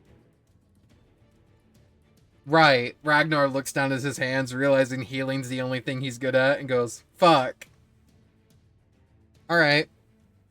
Ready action healing still for next time somebody Basic- gets dick slapped Kill Ragnar. that Basic- mage. Ragnar is gonna try to cast hold. Ragnar is gonna try to cast hold person on the mage. That's great. What do you mean? Ragnar casts it, and the mage is immune to it because it is not a humanoid. Ragnar, you absolute buffoon. Well, he just figured out something for you all. He just fucking figured out they're not fucking human. Alright, Ragnar then pulls out his mace and shield and runs up to one and readies to fight it head on. Oh, shit. I have advantage against against spells and magical effects. Yes, you do. So do I roll my save again? Yeah, go for it. See if you resist half again. Then you would just take half of 36. Nope, I made the same roll. Okay, well then you still take all 36. Okay. That's crazy. Fate said no. Fate's Yeah. like, nah, bitch, you should have fucking read that sooner. Okay. Mage C is going to look out and sort of see all this crazy shit happening. Mage C is going to begin to concentrate on a spell, but he is not casting anything. Top of the round. We passed Gideon. Mage D is going to look over at y'all. And...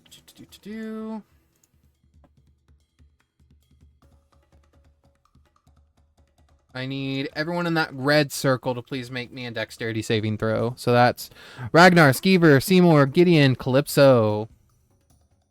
Is this a magical thing? It definitely is. It's Fireball. Okay. It's 12. 18. Oh shit, Dylan. I just 11. realized we're using the same fucking dice. Who? Me and you, I think. There. No, it's because you're rolling for Skeever.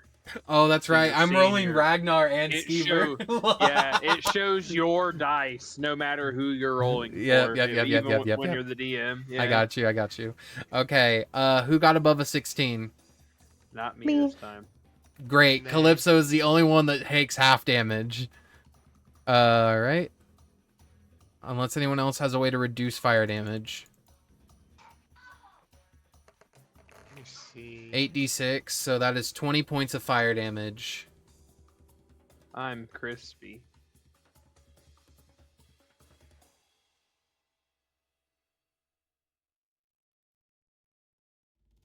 So 10. Yeah, that'd be 10.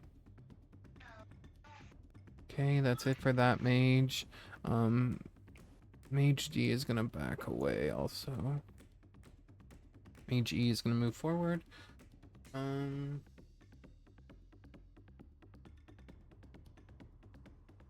Yeah, fuck it.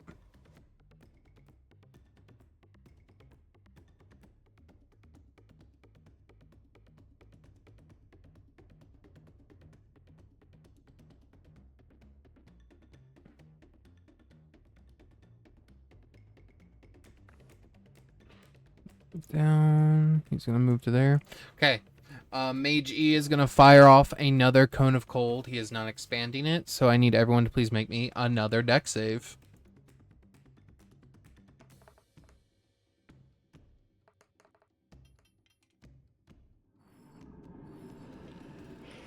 Yeah, fuck. God damn it. I'll lucky that one. Damn. Yep, nope. 14 it is. Okay. Not in that one, but not much better. Okay. Because I rolled a 1 and a 2. Well, Gideon, you were actually not in it, so Oh, I'm sorry. you're fine. Gideon's just trying to be a part of it. Be sure that's how much. I'm trying to get the dice log to work. Oh yeah, it likes to fuck up. I'm going to... Mm-hmm. I am going to use my reaction to spell consumption this. Okay, what does that do? So he has to make a charisma saving throw against my spell save DC. And then tell me if he fails. Okay. Which is 22 currently. See if we're rolling at 20. Nope. That'd be a 1 and a 7. The spell is reduced by 1 level. Okay. And if that reduces it below its minimum casting level, then it goes away, I think. Yeah. Yeah, so this is gone. You guys take no damage. Okay. Mage F is going to move around here, and he's going to look over. Seymour, please make me a dex saving throw. Sorry. I don't know why I keep saying con. 19 this time. Okay, 1 second.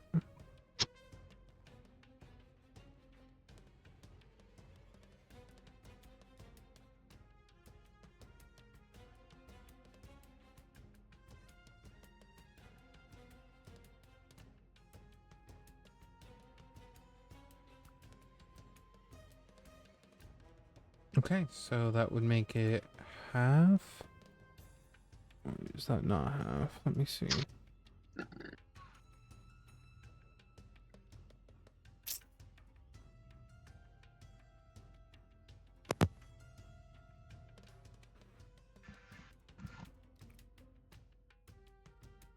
Okay.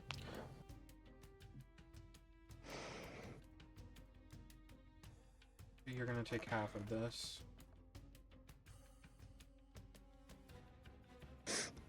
So you take 36 points of force damage. That is half of 72. Ow. Oh, and then finally G. G is gonna be not a G, but is gonna be a gangster G, and is going to do straight across here. Need everyone to make me. Hold on, I don't know if it's con or dex real quick.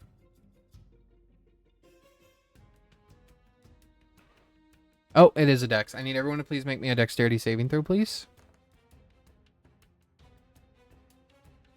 20. Perfect. 16.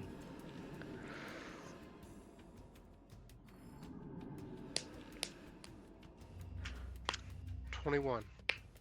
Cool. So everyone above 16 take half damage, and you are not knocked prone.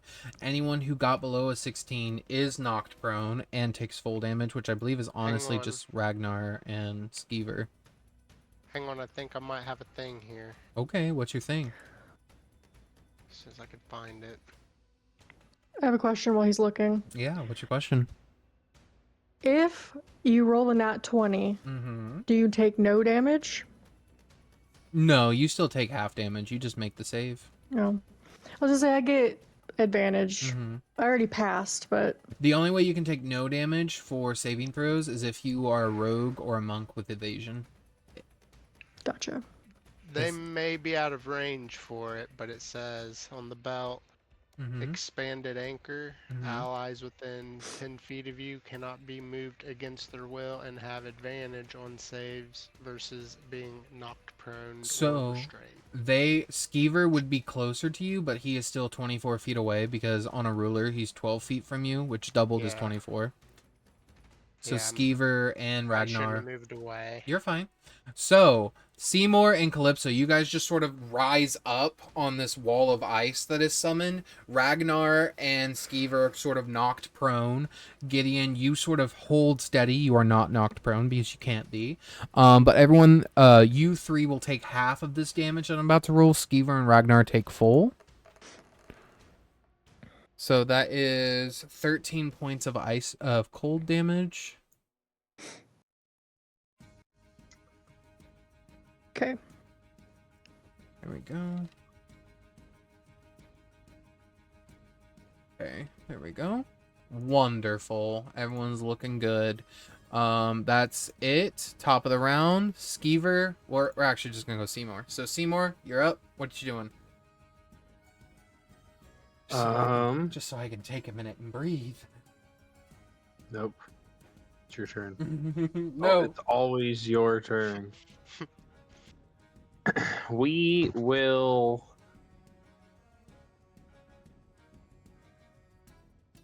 bonus action Mm-hmm. sorcerer rage. Mm-hmm. Then we will, with my item interaction, take out my last long rest speed and give it a crush. Okay. Does it still work? As you crush the bead and try to absorb the power.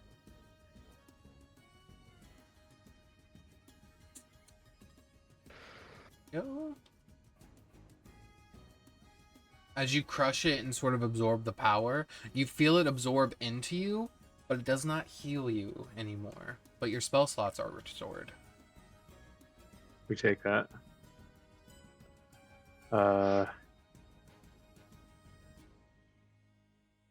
We'll make a decision.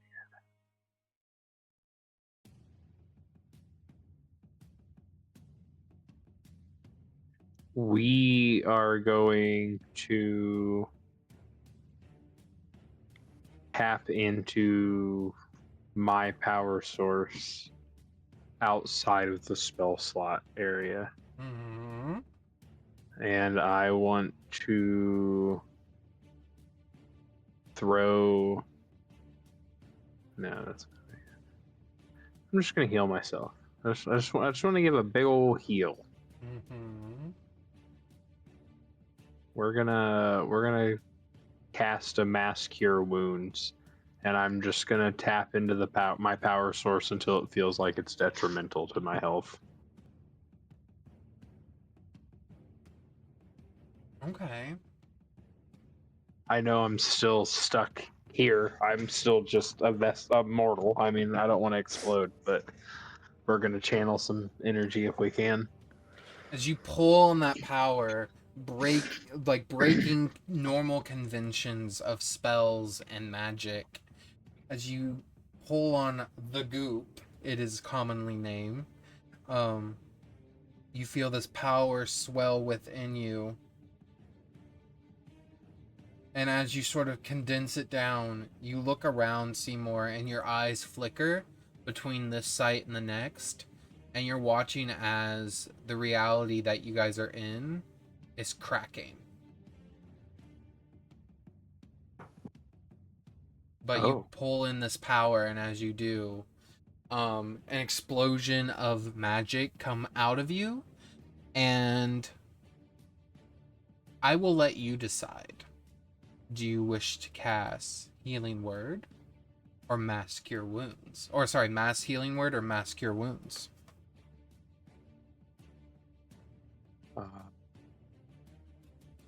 I do not know what mass healing word's difference is right off the top of my head. I have mass cure wounds Oh, prepared. so you have mass cure wounds. Sorry.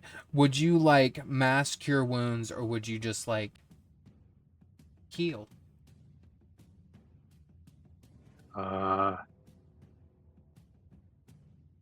Let's just do heal. Everyone See what gains happens. 70 hit points. Everyone? Everyone gains 70 hit points. You are healed that much. Nice. Sweet. Seymour, your eyes flicker as the magic is released, and you watch as like the world stabilize essentially after that magic was released.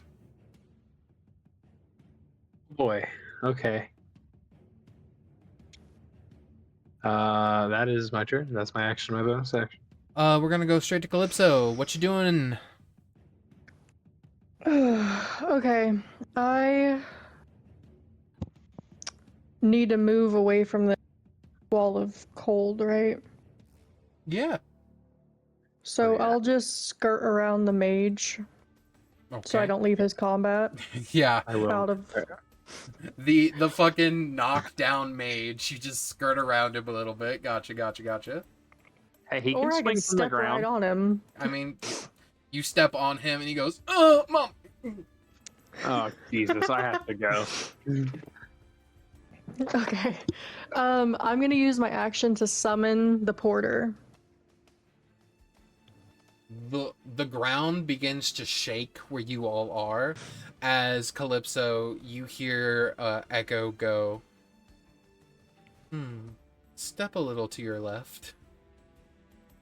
I will step a little to my left. As you watch him just slam the fuck down right next to where you were standing. And you hear out loud, "Hello, mistress. How can I assist you today?" As Porter appears. I forgot he was like 12 feet tall, wasn't he? Mm-hmm. Okay, we're fighting. Does he go immediately after my turn, or do I have to take? Immediately after you, and you mentally command him. Okay. So I will, as my bonus action, or do I have? No, you didn't say I had to use my bonus action to command him. You mentally command him. I'm going to, because Mage B is down and he's taken quite a few hits. Mm-hmm. I'm going to Covetous Brand Okay. G, Mm-hmm. because he's going to be my next target. Okay. And then let me pull up my porter.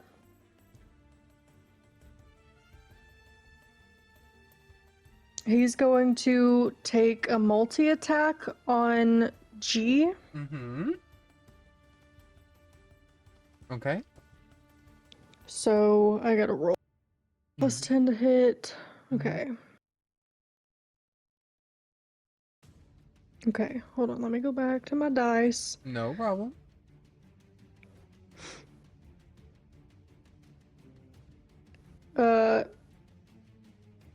No, he doesn't hit. I'm assuming an 11 doesn't. He has advantage because it is on the ground. He's. Oh, we're attacking Mage B. Okay. Roll again.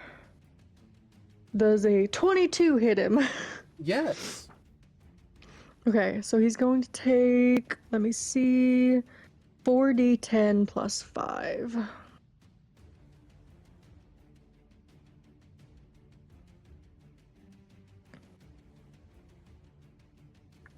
30 points of damage.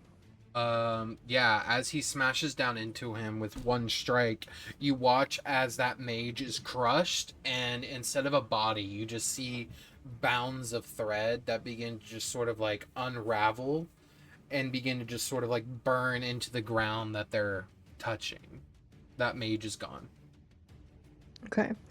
So, can he use his second attack on G then? Yeah. Just sort of Okay. whip around, just smack G. Yeah. Go Okay. ahead, make the roll. 28 to hit. Yes. All right. And 4d10. That is 17 points of damage. Okay. Mage G is still up.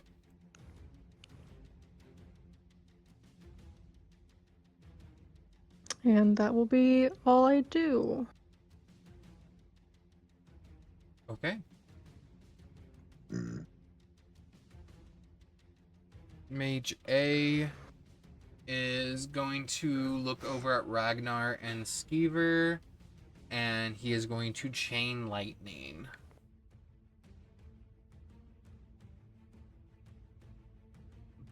Fair. I also considered that. Oh wait, it's D8s. Duh. There we go. 27, and then let me quickly roll their dex saves.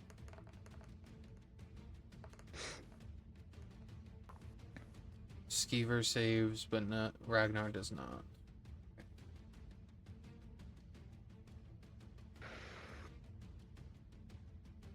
Oh. Thank you.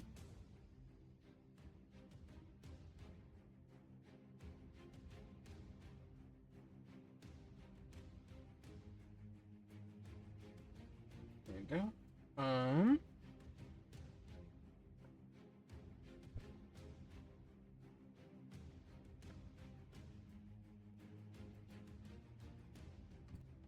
There we go. So he takes 15. Ragnar takes the full 27. Yeah. Ragnar is up. Ragnar's gonna stand up and sort of look around. And he is going to look at this mage C in front of him, and he is going to swing at him with his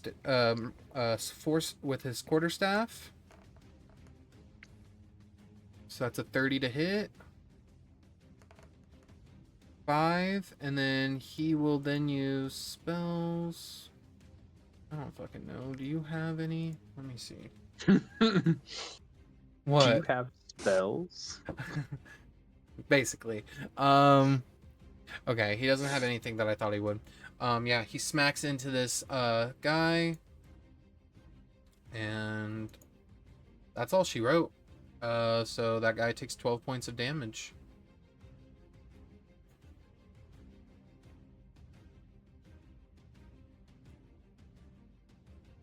Mage C is going to look at both of them, and it is going to let out a destruction wave. I need both of them to make a con save.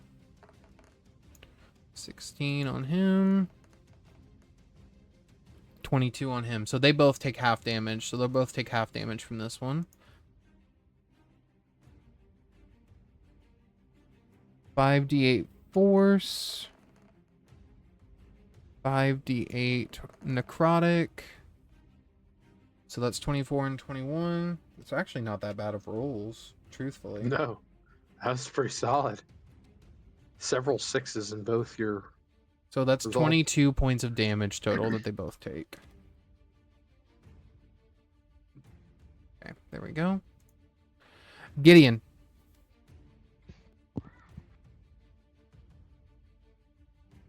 Okay. So, I know you moved Mage C like back a little bit just to imitate him floating. Yes. So he would still technically be above the previous spot. Mm-hmm. Can I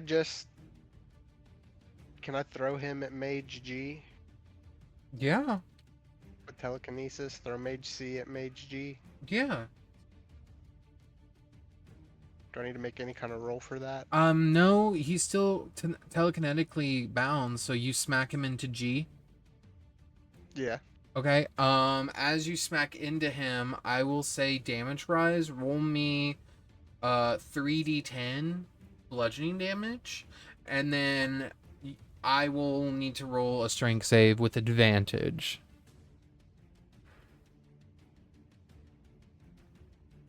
Three D10.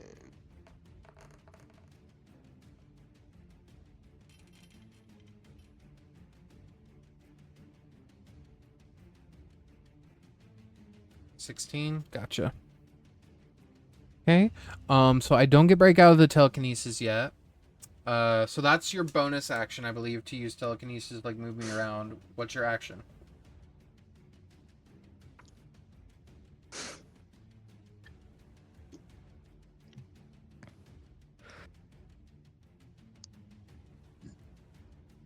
I am going to.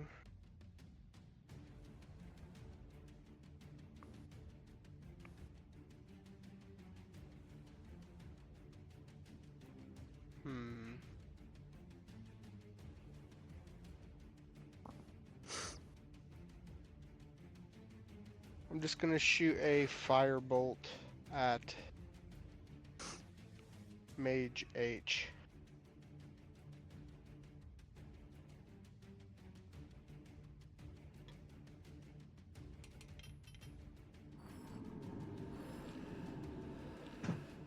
$23. Yeah. Which one are you hitting? We're shooting a firebolt at Mage H. Yes, that hits. It's gonna be Not bad. 20 fire damage. Okay. Going to absorb that, so I only take half. Oh, you know, I am not taking into account. I'll let you move because I also wasn't thinking about it, but there is a wall of ice in front of you. Oh, I see. You want me to make a roll first? I mean, Against do its you want to attacks? hit the wall of ice and try to break it, or do you want to just move? Oh, I see. Because it does have an AC and health. It's up to you. Like what Yeah. you rolled, I will let you go ahead, and that shatters a chunk of the ice. Yeah, that's fine. Okay. We'll break the piece of the wall. And I will do this. Boop. There. Chunk is broken. Now we have a Vision. way through for now. Yep. Okay, so I won't use absorb elements. Perfect. Okay. I'm just gonna reposition a little bit so I That's can have fine. a little better visuals. All right, Mage That's D. That's my fault. Oh well. 1 second. Can he see through the wall of fire? Wall of fire. You can see through walls of fire. You just can't really step through them without taking damage. They don't obscure vision. Okay. There we go. Yeah. So technically, this mage that just got smacked into this mage is gonna fucking recoil its goddamn head and look over at Seymour, and that spell it's been channeling, it's gonna let it fly. Seymour, I need you to please make for me a Constitution saving throw. Counterspell. Roll me a D20 and add your spell modifier. Unless you're upcasting it beyond 3rd level. Just see how it goes. Okay. Alright. All right. I'll roll off. 20. 20? Wonderful. I will ask you, Calypso, as this spell is countered, and you... What essentially happens is this. You counter the spell from hitting Seymour, but this was an anti-weave bomb. As it goes out, I will ask you, do you wish to try to deflect this, and it will go in a random direction? Or do you want to absorb it, protecting people from a possible explosion? That's your option. Holy shit. That's your options. Can I deflect it specifically towards Porter? You will not have the choice in the direction it goes. It will be a D4 roll. Deflect it. Deflect it. Okay, roll me a D4. Chaos runs in our Said I veins. like those odds. 1. Okay. You watch as the ball of anti-weave energy sort of pulses around you, and the shield reverberates it, and it ping-pongs it back and forth until finally it goes off in this direction over here.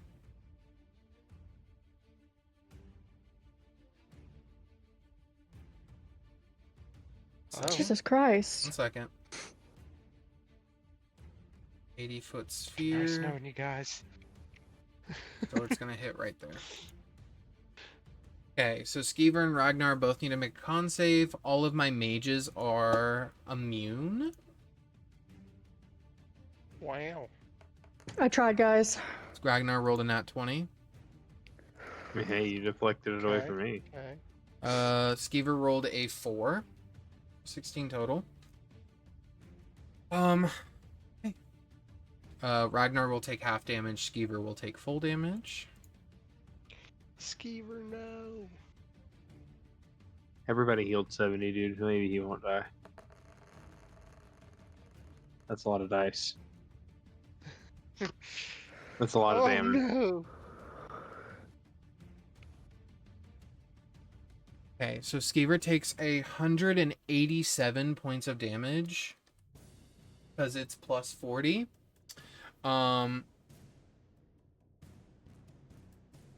Okay, that happens.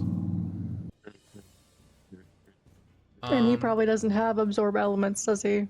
You cannot It doesn't count as an element. Never mind. Yeah, you cannot absorb anti-weave unless you want to be infected by anti-weave. So Ragnar takes only 93 points of damage. Yeah, just like is Skeever dead?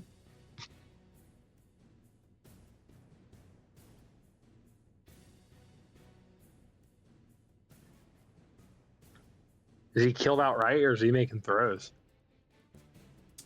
You turn, Gideon, since you're the only one that can see Skeever because you're in the opening. You watch as Skeever's fur goes white. And you don't see Skeever anymore, Gideon. Just a Oh, flash no, and he's dude. gone. You just see dust. I killed Skeever. Skeever, no. Yeah, fuck you, Q. That's what you get for leaving, bitch. Hope you watch the VOD. Okay.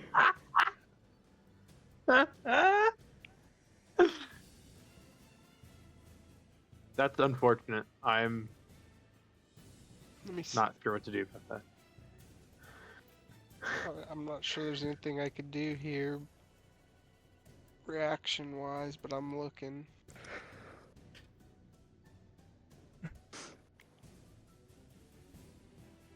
Would you like to know how much it killed him by? Because to instantly kill him with this spell, it has to go over his max HP.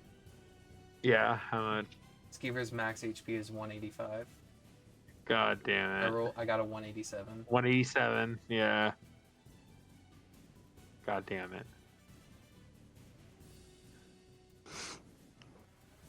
Okay. So Skeever's gone.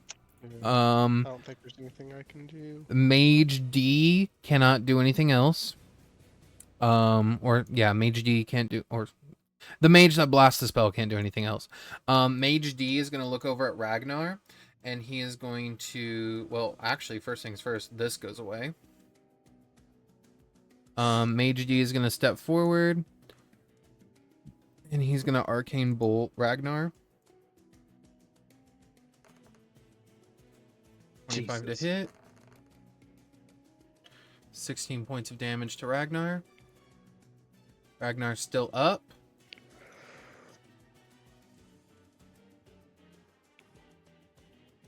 Next up is Mage E, which is going to also try to attack Ragnar. A 21 may not hit Ragnar. No, it misses. Ragnar deflects it. Mage E moves up. Mage F Mage F isn't playing around.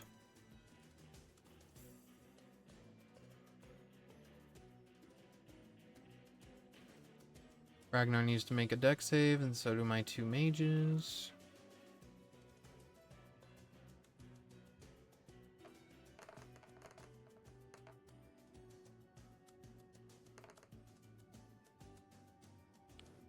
Both my one of my mages succeeds, one fails. Okay. It's fine. Ragnar, deck save. Failed by 1.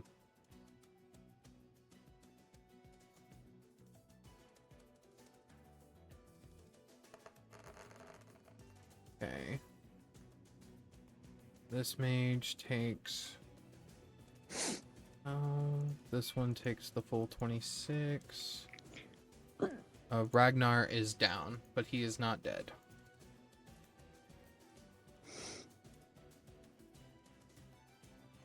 Okay. Mage G is going to look over at Calypso, and she is going to look at you. There's a giant thing standing in front of me. There is a giant thing. But, you know, it's got a skinny waist. Porter looks at you and says, I am thinning. I mean, that's fine. I'll just move to right there so I can see you. And it's going to look at you, Calypso, and Calypso, I need you to please make me a... Let me make sure I get the right one, because I always fuck it up.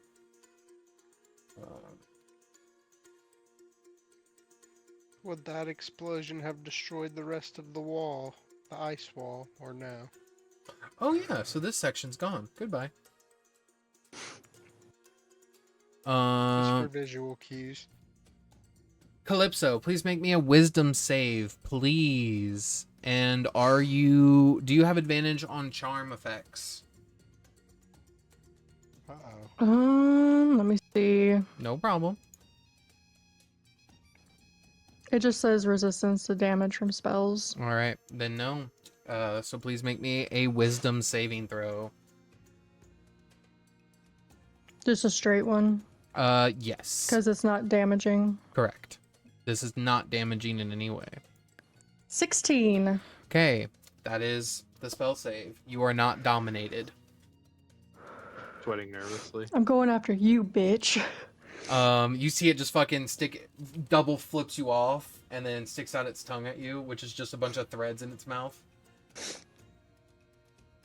Yeah, that is all I can do. Top of the round, Seymour, because we no longer have a skeever. Okay. We are gonna move.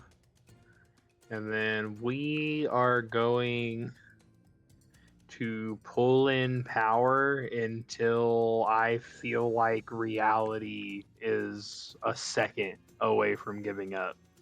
Okay, so I will say this will take an action and bonus action. That's fair. Yeah, that's fine. Okay. I'm attempting to cast a spell. What spell are you attempting to cast? We're going to cast a really, really big chromatic orb. Okay. You begin to pull in all of this magic as much as you possibly can. You feel something, Seymour. When Skeever died, you felt a burst of magic hit you. When Skeever died. I'll pull it in. As if something returned. Oh. And then you don't remember how you forgot, or maybe you never really did but didn't think of it. Skeever was technically never alive. Mm-hmm. True. You now got him in the fucking... have full control over illusion magic. Shit. Just like full control over necromancy. Excellent. As you sort of pull this all in, and this magic begins to sort of feel out the rest of your body, Calypso and Gideon and Ragnar all sort of feel this tug as you pull in magic, even from them. It's not hurting them. They just feel like magic for them may be harder to use right now. And you begin to channel this massive, powerful chromatic orb. As you hold it up to the sky, this ball of energy begins to produce. Every animal Seymour has ever made with chromatic orb flashes in a moment in this chromatic orb. And your eye flashes open.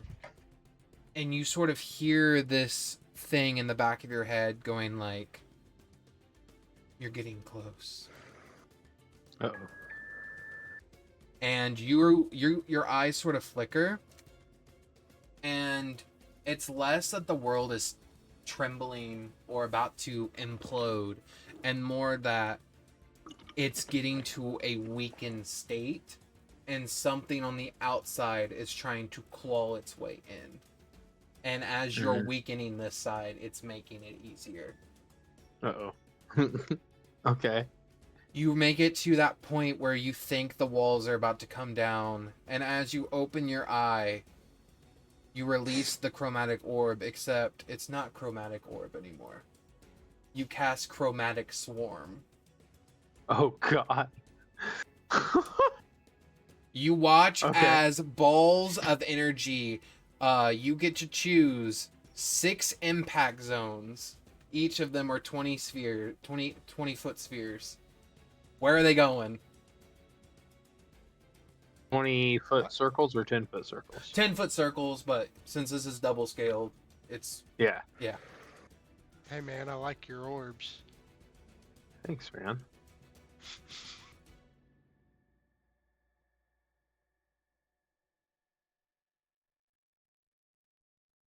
I'm gonna move them around here. You're fine. Yeah. You can just You control chose V. violence. There you go.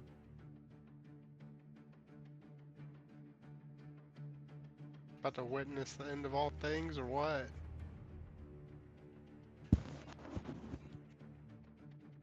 Really don't like those mages in particular, don't you? Yeah, that's what I was thinking. Just that's the. I feel like that was Seymour's general idea, was take care of that side. So that's where they would. As they all impact that zone, I'm not gonna roll saving throws for them because this is a new spell. But also to give it the impact that it needs, go ahead and roll me for each sphere. They deal 8d12 damage. 8d12 times 6? Yes. So 6 times 8 is 48. So a total of 48 d12? Yes. And there's one that got Holy overlapped fucking with all Christ. 6. So the one that get overlapped I'm with all behind 6. Yeah, Gideon's fucking behind Seymour, or Gideon's behind Seymour, fucking trembling. Oh my god, my PC! It's dying. You all of a sudden hear Tyler's computer take off into the air. Fucking the turbines to speed. Is that the number? 298? Yeah. 298. Damn. It's As- registered. As you blast this, you see nothing but a crater is left. These mages are gone.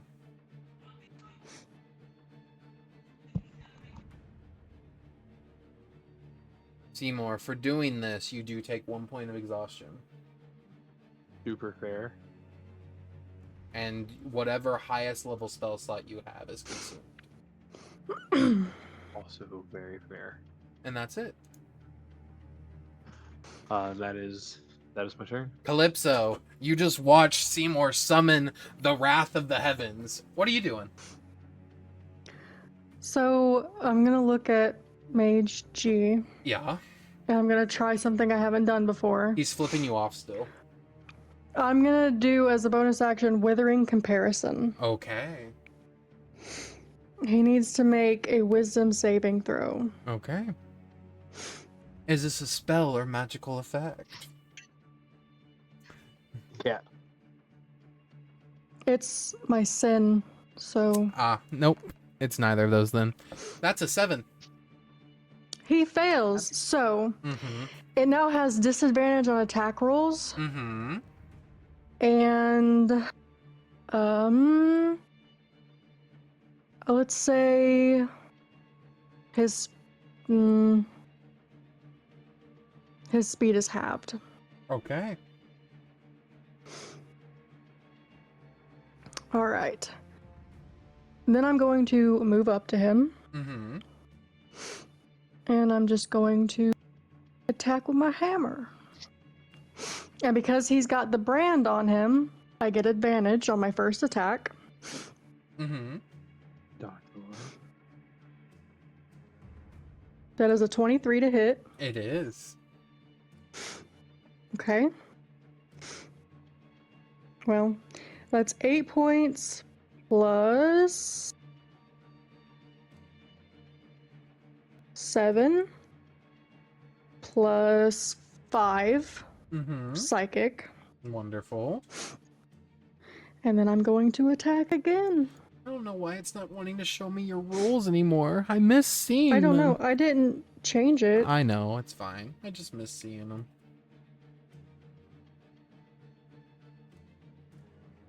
Yeah, it says send to everyone. I don't know. All Okay. right. That is a 19 to hit. It showed me It that showed one. that one. That's weird. Yep, that hits. Okay.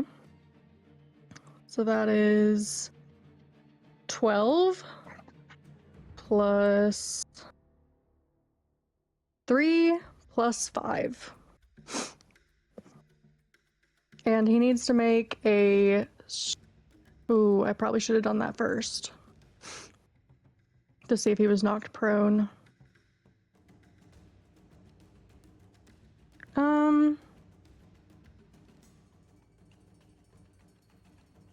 Yeah, make a strength saving throw. Okay.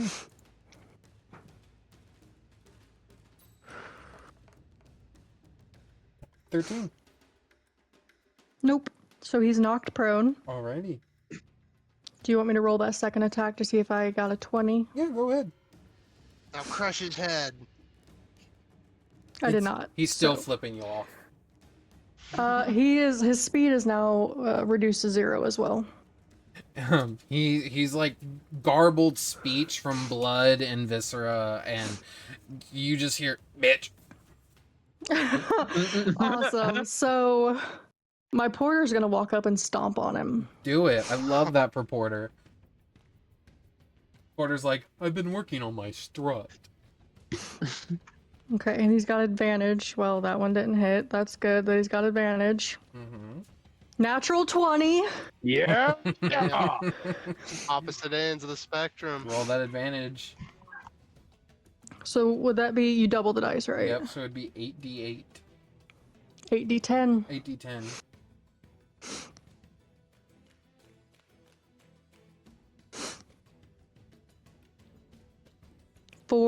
That's 53 points of damage. Nice. You squish into him, and all that comes out of him instead of blood is just more threading. Awesome. So Porter's gonna move to that mage that's still there, Mm-hmm. and he's going to make an attack on that one. Go ahead. She's gonna make socks out of you. 27 to hit. Yes. Not socks, bro.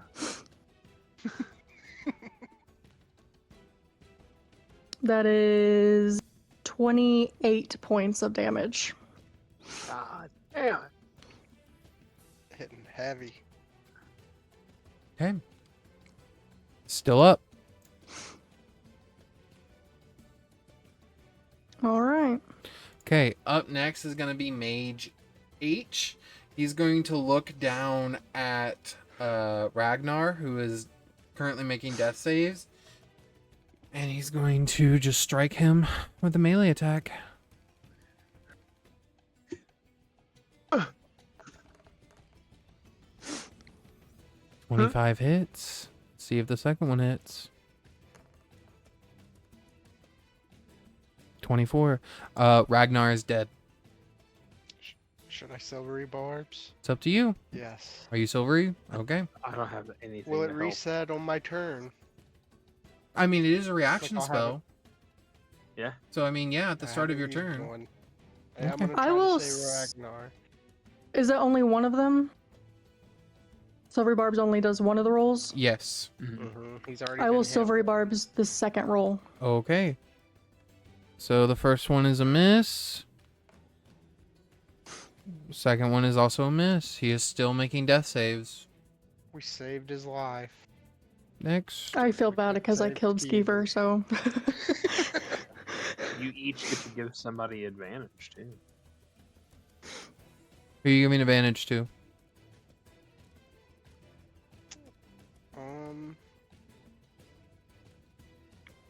I'll give advantage to Calypso. Wait, is that on view? Yeah, I it's who. probably can't see her. Yeah, it's who you can see. Okay, I'll give it to Ragnarson then. Okay, I'm gonna roll another death save.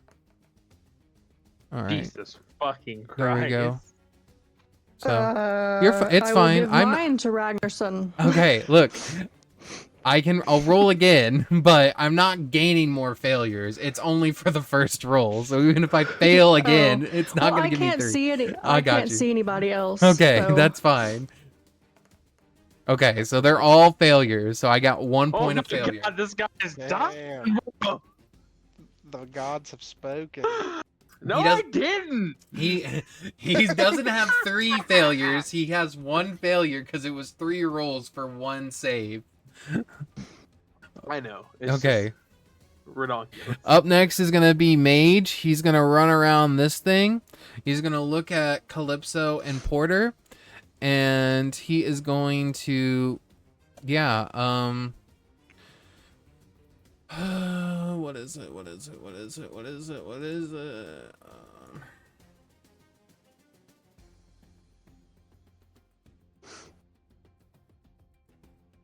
What is this? What level is this? A save? It will be a save. Is it? What level is it? It's not going to be used on Porter because I can only target 1 creature. Oh, well, you should target Porter. I know I should, but I'm not going to because that'd be dumb. And they're mages. I'm gonna target Calypso. I need Calypso to please make me a charisma saving throw. I'm pretty sure my charisma is okay. Yeah, I mean it's not bad. You Oh. have a positive. Yeah. Okay. 14. Okay, Calypso. You fail. Mm-hmm.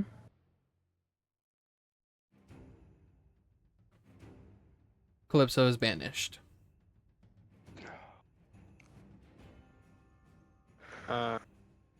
Counterspell. Which one The casted banishment? it? You cannot see Oh, through yeah, the wall yeah. of ice. Damn. Because of where the you're other mage located. Casted it. Yep. Yep. Okay. You hear Calypso, then all of a sudden she's just gone. Like you don't hear her anymore. Gideon, it is your turn.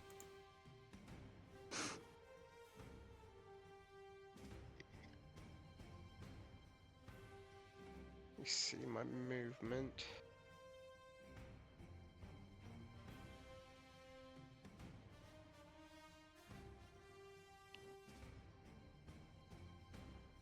Let me see the range of this.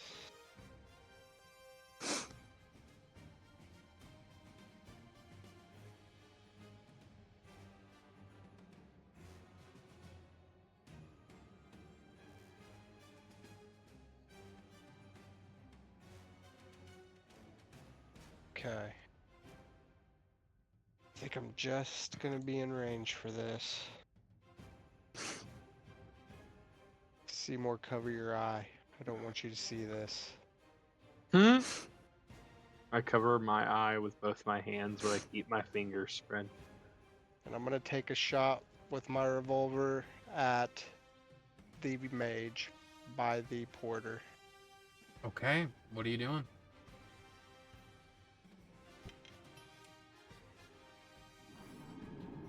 Oh my god, it finally hit! It worked! It fucking hit! Roll your damage.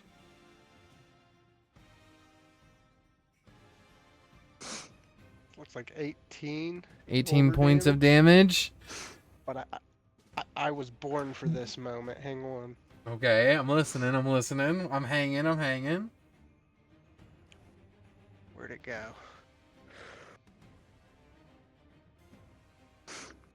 Astral Spark. Mm-hmm. Once per turn, when I hit a target with a simple or martial weapon, I can cause the target to take an additional +5 force damage. Okay, so that's 23. Yep. Mhm. Pow. Pow. I don't know if he's concentrating. I am on damage. concentrating. See if Let's see. Double threes. Calypso returns. You're next on the list, bitch. It turns to you and just fucking still double flips you off because it's been the one that's been in. It's like, I don't give a damn. let's see. I don't think there's anything I can do with my bonus action. Mm-hmm.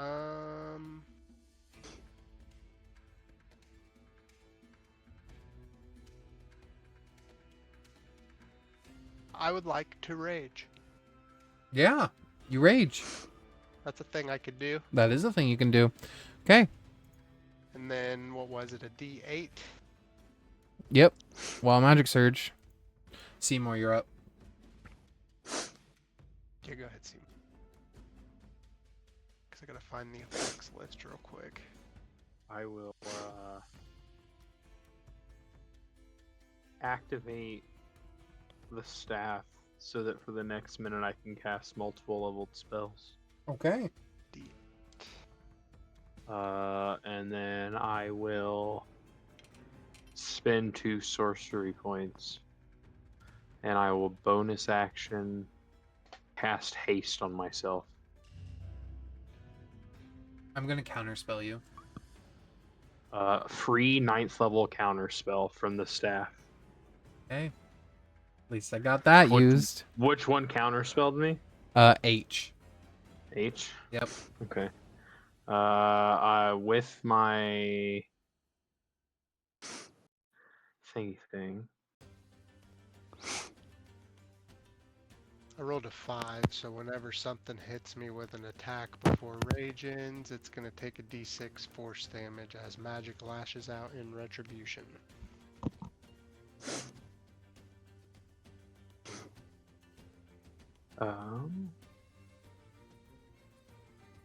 Angry Hippo. Angry Hippo. I will cast a 5th level with my bonus action, or excuse me, with my first action, a 5th level Spellfire Flare at Mhm. Mage H, Yep. which is 5 individual beams, all Yep. with advantage Yep. because of Sorcerer Rage.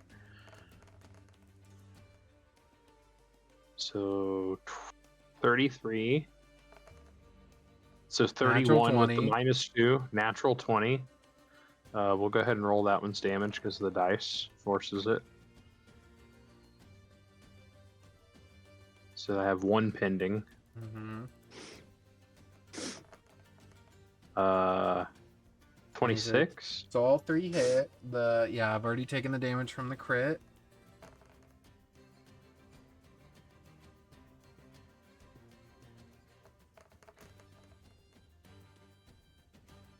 And then all the rest of them hit. Mm-hmm. Okay, so that'll be a total of 8 more D10 radiant damage. Damn.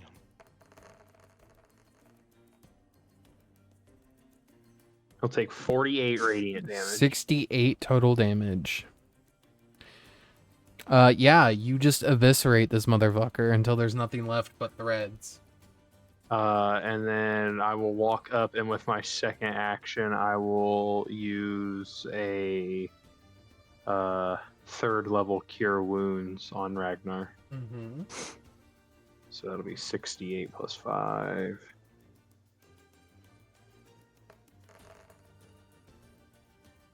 He will heal 30 Alrighty. and no longer be dying.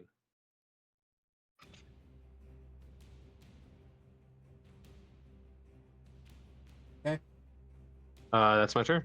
That's all I can do. Alrighty. Sorry, guys. You did good. Calypso. I'm trying to decide Yes. if I want to use my spell or if I want to use my brand.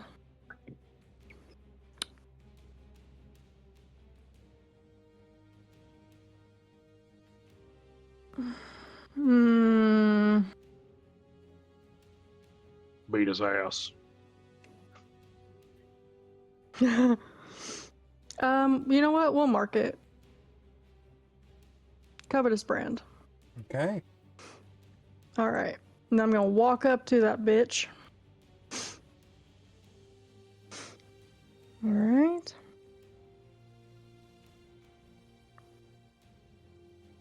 I do not hit it the first time. Okay. I will try again for a dirty 20. All right. That is 9 points plus 4 plus 5, so 18. And then I need it to make a strength saving throw.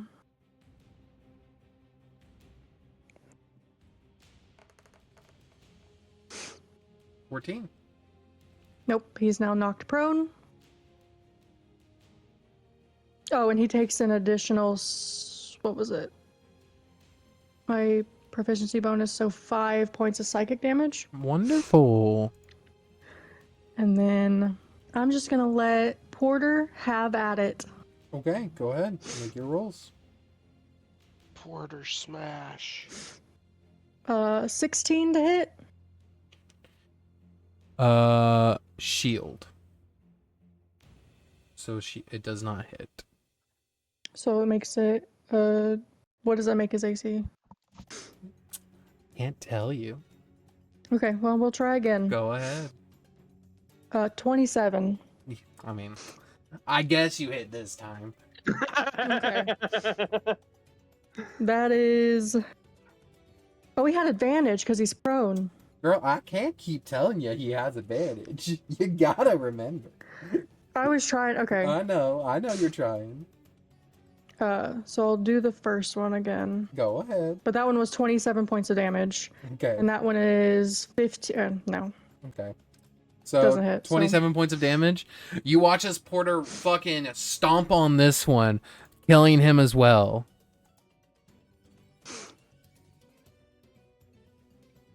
That's my new best friend. Good At- job, Porter. The wall of ice crumbles.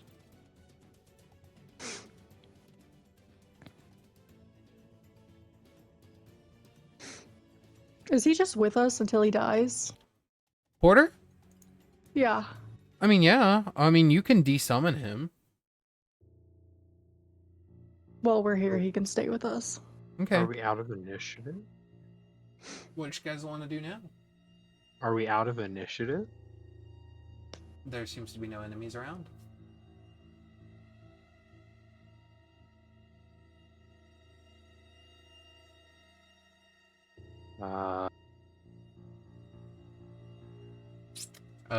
Ragnar will pick up the leftover items from Skeever and sort of like put them in his bag and just say, I can't believe he's dead.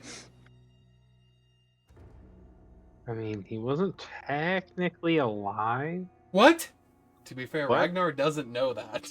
Like he That's just... okay. Yeah, It's fine. It's fine. What do you mean? He was here. Listen, it's really complicated, okay? It's fine.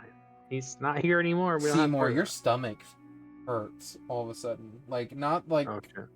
the kind of like you ate something wrong, almost like butterflies in your stomach and terror. I turn on my true seeing and just like look around frantically. You turn on your true seeing and you look straight directly in front of where Ragnar is. You see a shadow moving, eyes opening, and just stares at you all. It is completely invisible to anyone that does not have your type of sight. Does it realize I can see it? It notices you, but takes no mind to you. What does it look like? Second. Like this. Oh, that's lovely.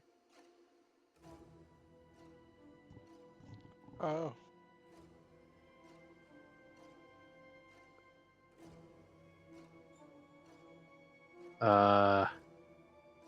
We're not alone, Telos.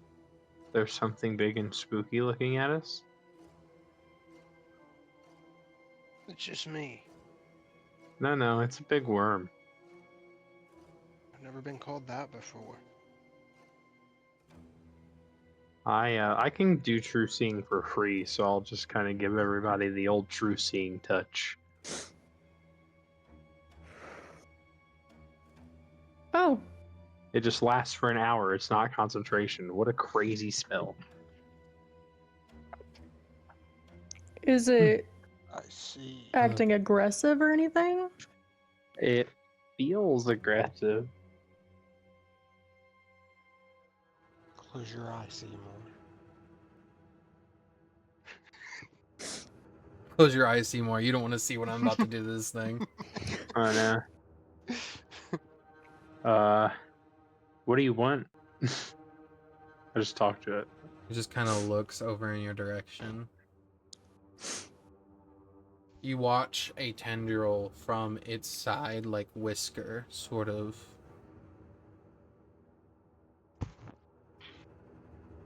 Move over to be in front of you, and you watch it sort of carve into the air, and you got the rest of you watch in real time as like you're watching space separate in a little sliver.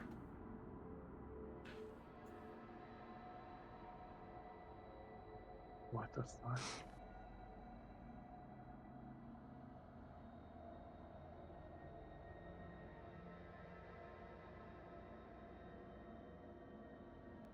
You watch the tendril poke out, and the rest of you just see a floating tendril in this like open space, and you see it sort of like do the gesture of like you were saying. Mm-hmm. What do you want? You know.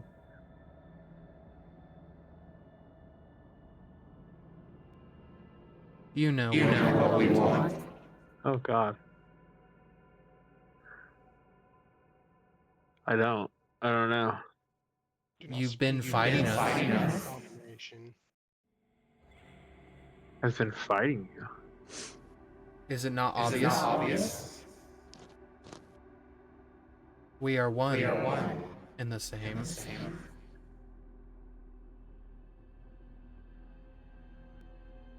It is a pleasure to meet you.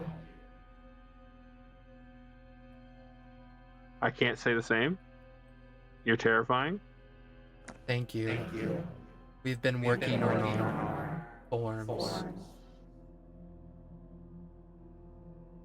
We are what is known as the worm that walks. It is a pleasure to finally see you. Yeah, still can't say the same. I didn't know I was fighting you directly. I thought that's what Mistra was doing. She can't do it from the grave. That's true. I see we're in a stalemate.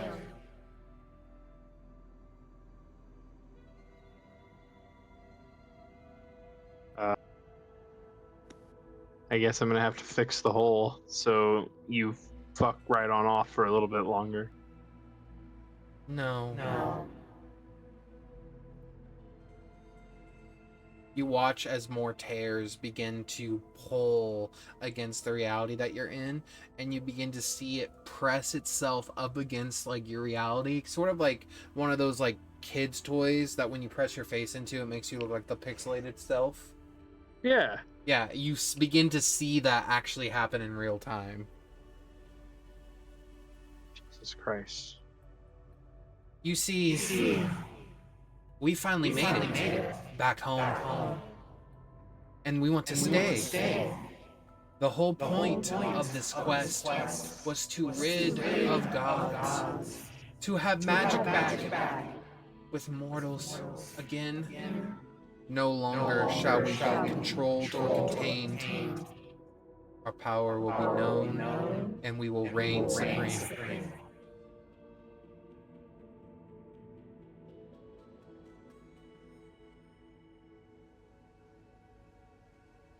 I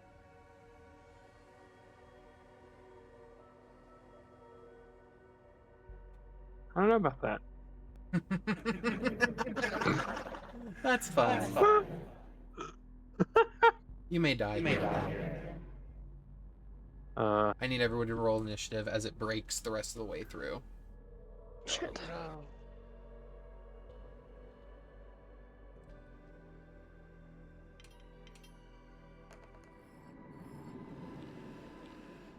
Hey, that's pretty good.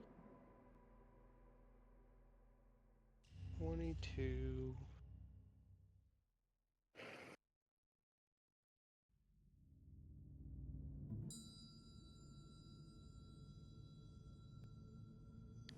There we go. Okay. There we go. All right, everyone roll. So we got a 18, a 22, and an 8. Okay, and then this will just go right beneath Calypso. 8. Is that 8. person at the bottom supposed to be my dad? Yeah. Run. Unless he has magic. Okay. He didn't fight with us, so... Seymour, you're up. Didn't somebody roll like a 20-something? Oh, sorry. Gideon got a 20. Oh, Why I could be didn't... wrong. No, I don't know why I didn't give Gideon what I was supposed to give him. Hold on. Can this fucking thing work, please? Work with me. Work with me here. There we go.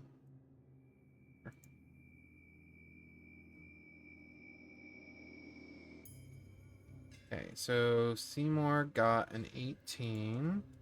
Gideon got a 22. Calypso an 8. Ragnar 11. You an 8. Zeri 11. This thing. There we go. Okay, there we go. Now an update. Seymour, or Gideon, what are you doing? I cast Bigby's hand. Okay. Since you are casting a spell, I need you to please roll me a Constitution saving throw.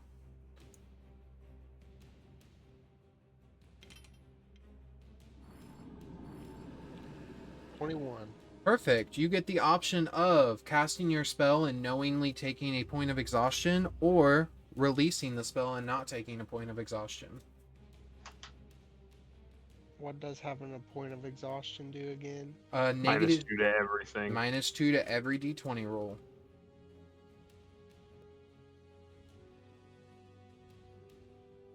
Christian DMG. Oh, yeah. I guess I'll take a point.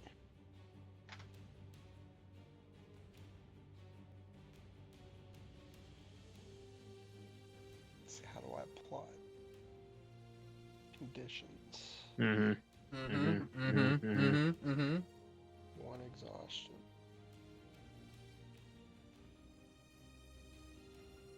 And then I can immediately do an action with that, right? Let me read it here.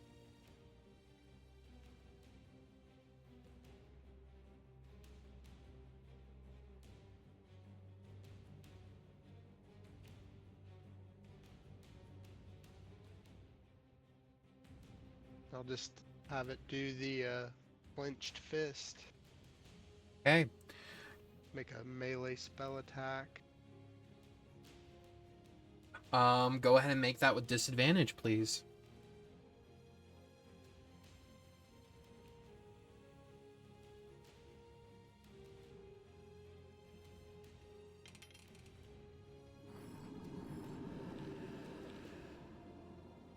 Okay. So that's a nat 1. Since you rolled a nat 1 against me with a magic spell, I'm going to reflect it back at you. So go ahead and roll again. Just a straight roll.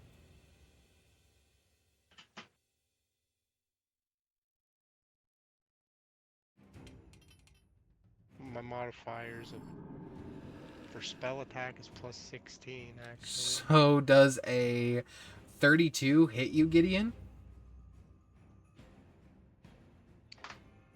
No. Yes.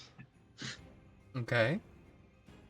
And not if I shield. Are you shielding yourself against your own attack?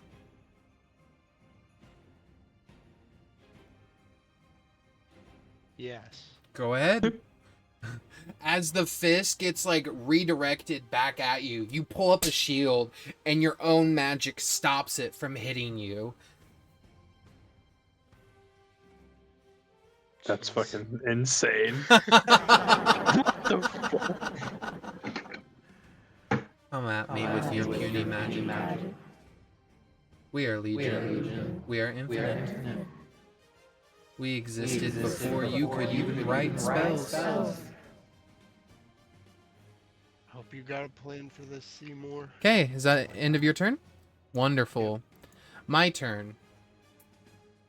I am going to look down at you all, and I am going to choose Ragnar, Gideon, and Calypso. I'm going to choose Calypso.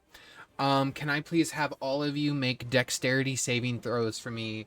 It would impose disadvantage, but if you have advantage in any way, it is just a straight roll. Well. Okay, 12, 22. And then Ragnar, I was like, why hasn't Ragnar rolled? Because I have to do that. That's a 3. I don't know, that looks pretty cocked. I'll fucking roll again. Like, I don't really care here. Ragnar rolls like dog water, bro. 10. 10. See? It doesn't matter. He's cursed. Yeah. So none of you save. Yeah. Okay. Calypso, you watch beneath you as this beam of like runes begin to appear beneath you, and you watch as this creature go, let me show you how we truly unravel magic. Calypso, as this energy begins to build, can you please make me a perception check?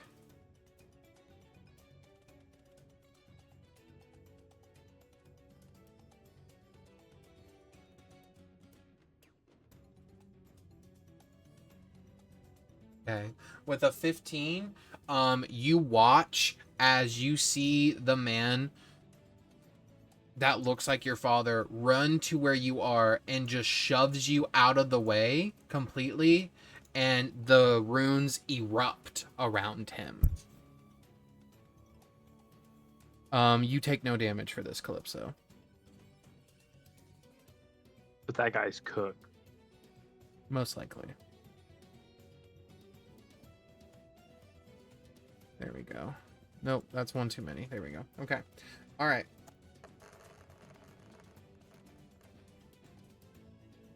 Okay.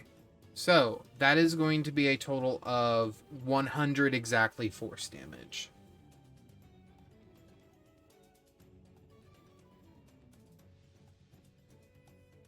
So, Ragnar, it does not kill him outright because it's his current HP plus his max. He is at 0 again. My belt gives me resistance. It does. But that still hurts a lot. So Ragnar is at 0. Zeri looks at you, Calypso, and says, I know I'm not him, and I won't replace him, but I can't watch you die again. As it erupts around him, you watch, since it went over his max HP plus his current, there is nothing left of him.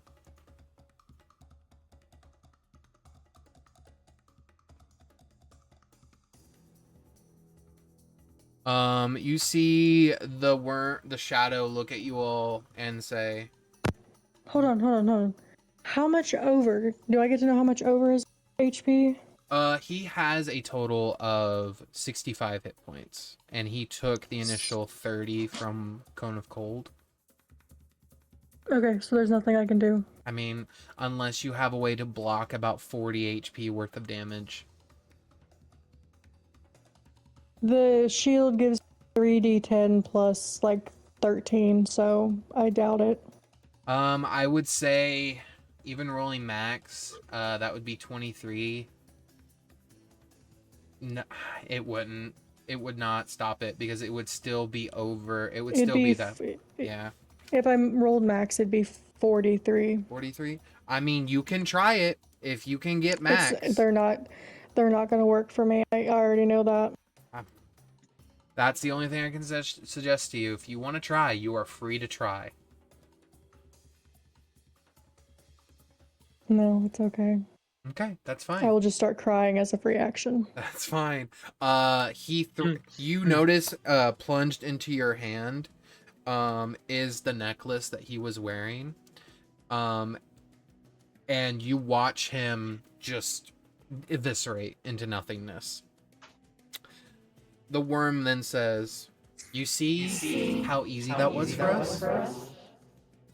We are magic. We gift it to all mortals. You look at the anti-weave as a threat, but it's not a threat. It is power.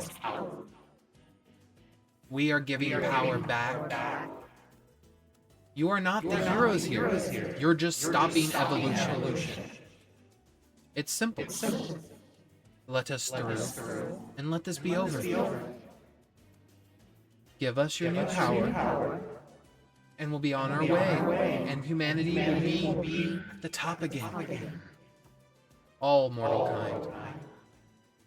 No longer shall we be dictated by the devils, the demons, and the angels. I am then going to make 2 claw attacks against Seymour, or I guess 2 tentacle lashes against Seymour. There we go.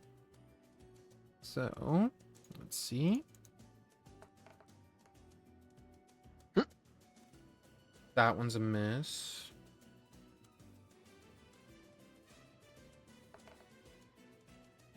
Okay, 7. 23 to hit. Mm-hmm. Okay. That is... I don't get any bonuses to this just because of the amount of dice. So that's 12 bludgeoning. And then... 11 force. Okay. And then I need you to make me a strength saving throw.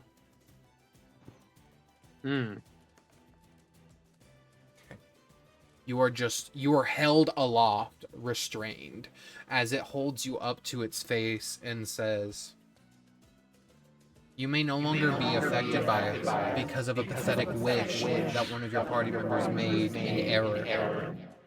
And you may have great potential and power. But you don't forget, we did kill a god of magic already. We can kill another. Seymour, it is your turn.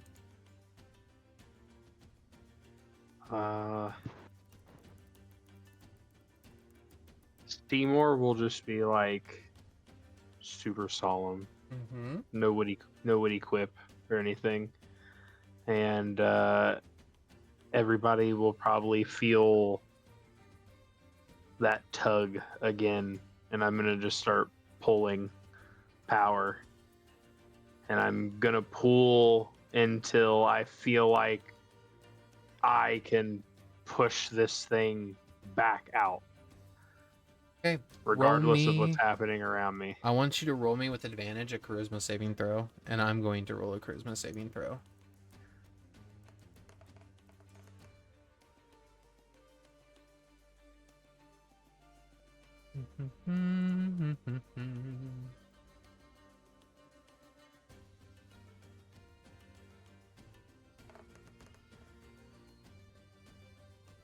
Yeah, you beat me with an 18. This power begins to coalesce, and you begin to hear, "What are you doing? What are you doing? Stop it! Stop it! You are just delaying the inevitable. You need to stop. Whatever you're doing, you're causing an imbalance here."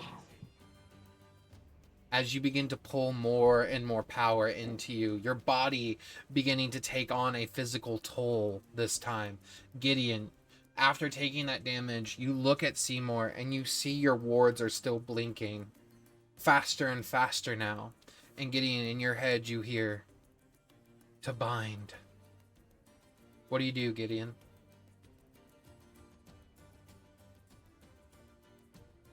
Oh shit. I'm killing everybody. Surprise.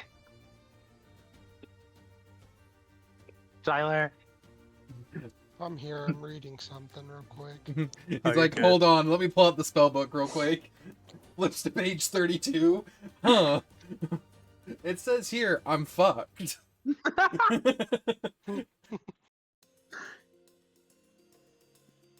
I swear I had this written down. differently. is it spicy? Spine just reshapes. AoEs. I could try. What are you trying? You said to bind? Yes, to bind. That just mentions reshaping AoEs into different shapes. Well, remember what I talked about with what Gideon is going to have to do with the new weave? Essentially, We're going nuclear. are you ready to bind it to you? I see. I suppose it is time. What do you do, Gideon? Guys, I broke my phone case. Look at dumb. I'm sorry, sir.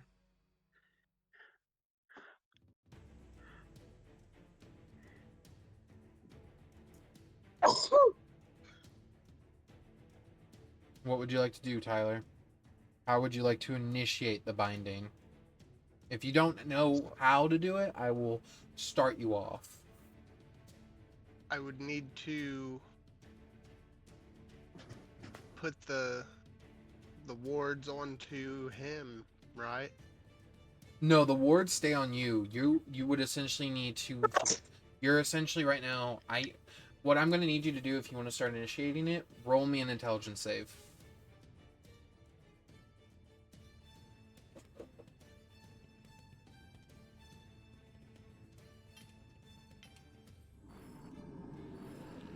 That's not very good.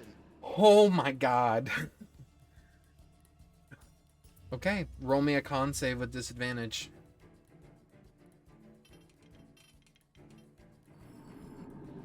Okay, 19. You feel this power begin to course around Seymour, and your body begins to sort of fluctuate, and you begin to look and see all of the magic flowing into Seymour.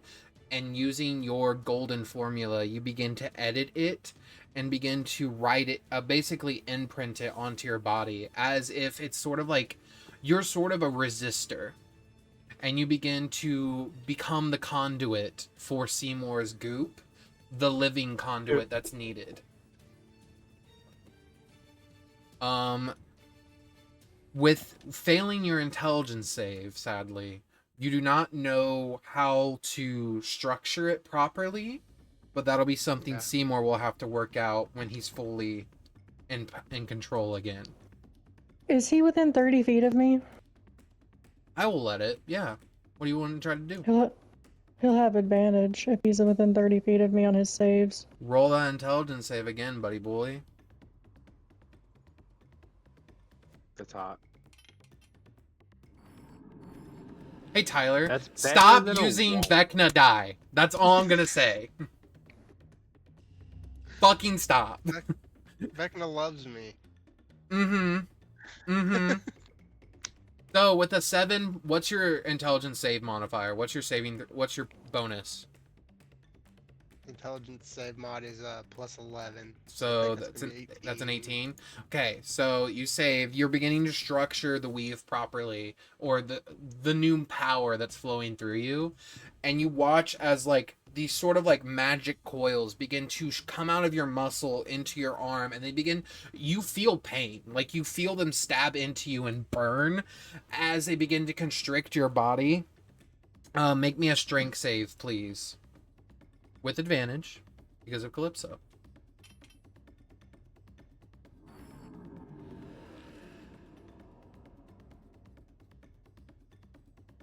With a 15, you hold sort of steady, not falling. You look up at the sky and it begins to break away as your body begins to be pulled into the magic. You are becoming the living conduit for the weave to grow, for Seymour's new magic to grow out of. As your body begins to pulse and sort of hold steady, Seymour, I need you to please roll me a Constitution save.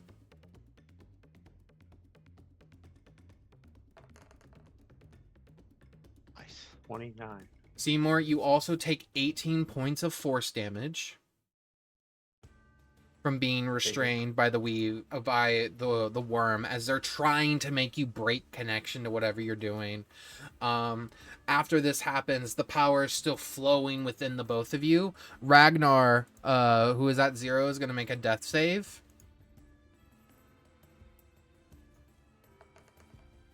Oh my god, he got above a 10. Let's go.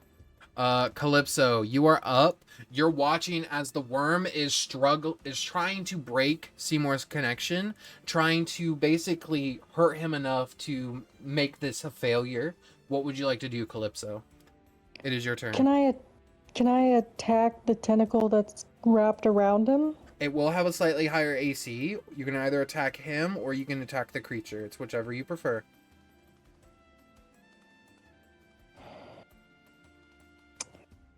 Okay. Slightly higher AC. Okay. Shit. If I brand it, then it gives me advantage on my first attack. Mm-hmm. So I will do that. Okay. Let's go. Okay.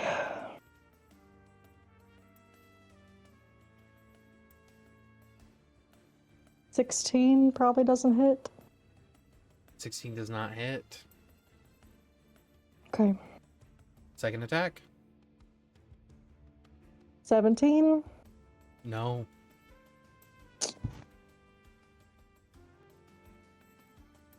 Okay. I will try I will have Porter try. Okay, go ahead.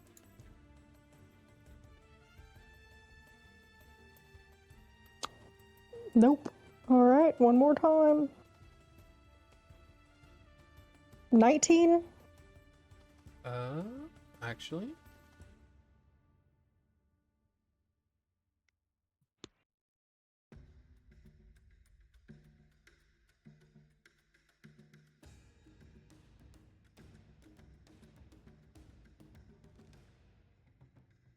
No.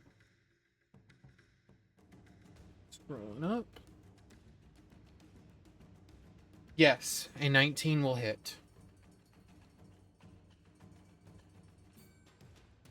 That is 24 points of damage. Wonderful.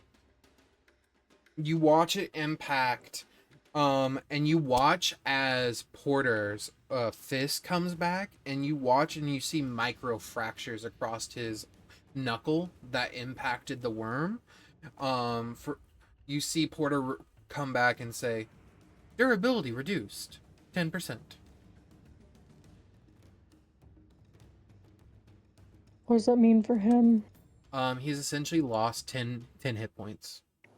Okay. Top of the round, Gideon, make me another Constitution saving throw.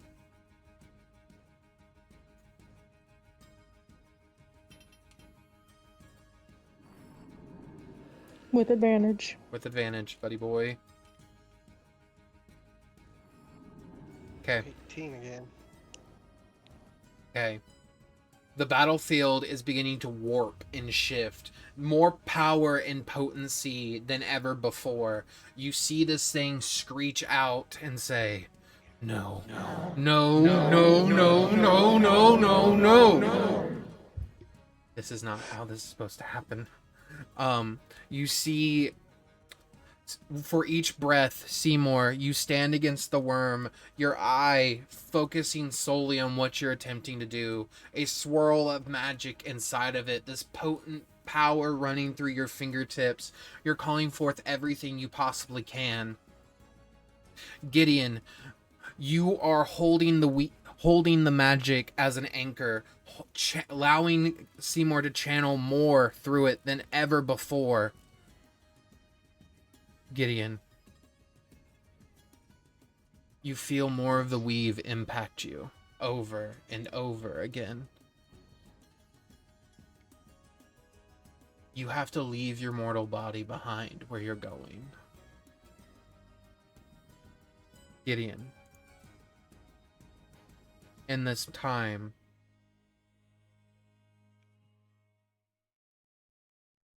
what are your final words to your party?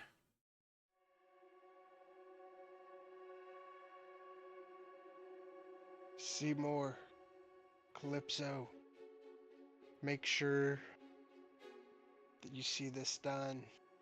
Don't let me do this in vain. I've given us an opportunity to change everything. And don't leave Ragnar behind. I'm so sorry. Very true. Everything will be changed. I'm not addressing the last part. You look at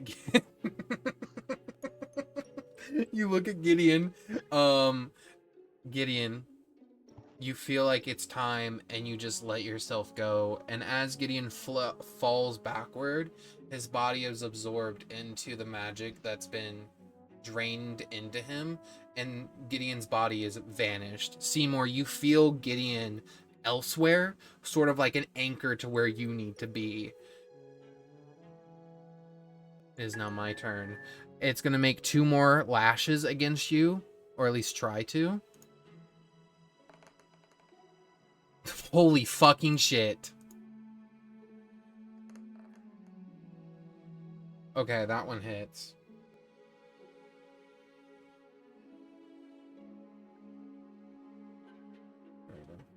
So that is actually, I'm gonna fucking hit Calypso.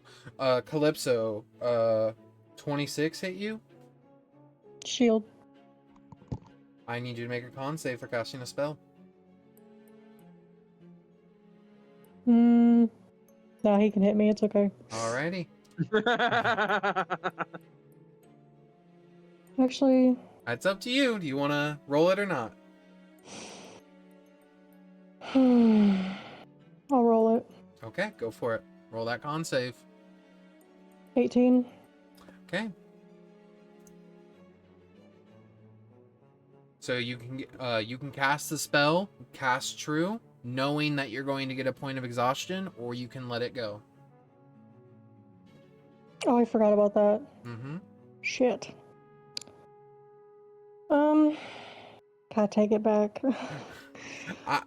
Look, if you want to let it go, you let the spell go, and nothing else happens. He still gets to hit you because you're letting shield go. Yeah, I'll just let it go. Okay. So that is 9 points of bludgeoning damage. 9 points of force damage, and I need you to make a strength saving throw. Okay, hold on. Yep. I gotta half that. That's fine. Seymour, you take another 13 points of force damage for being restrained by the tentacle. Taken. That is a 19 on strength. That fails by 1. You are grappled. Okay.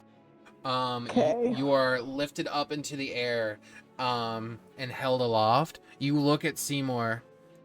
Seymour, please make me a charisma saving throw with advantage again. Charisma save with advantage. Yep. Oh my Natural God. 20 for a 30. Seymour. You don't see Rook. You know where Gideon is.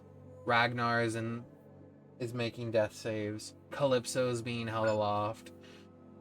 Her golem is on the verge of destruction, and for better or for worse, she just watched a man that looked like her father save her and kill himself by saving her. What are Seymour's last words to this party?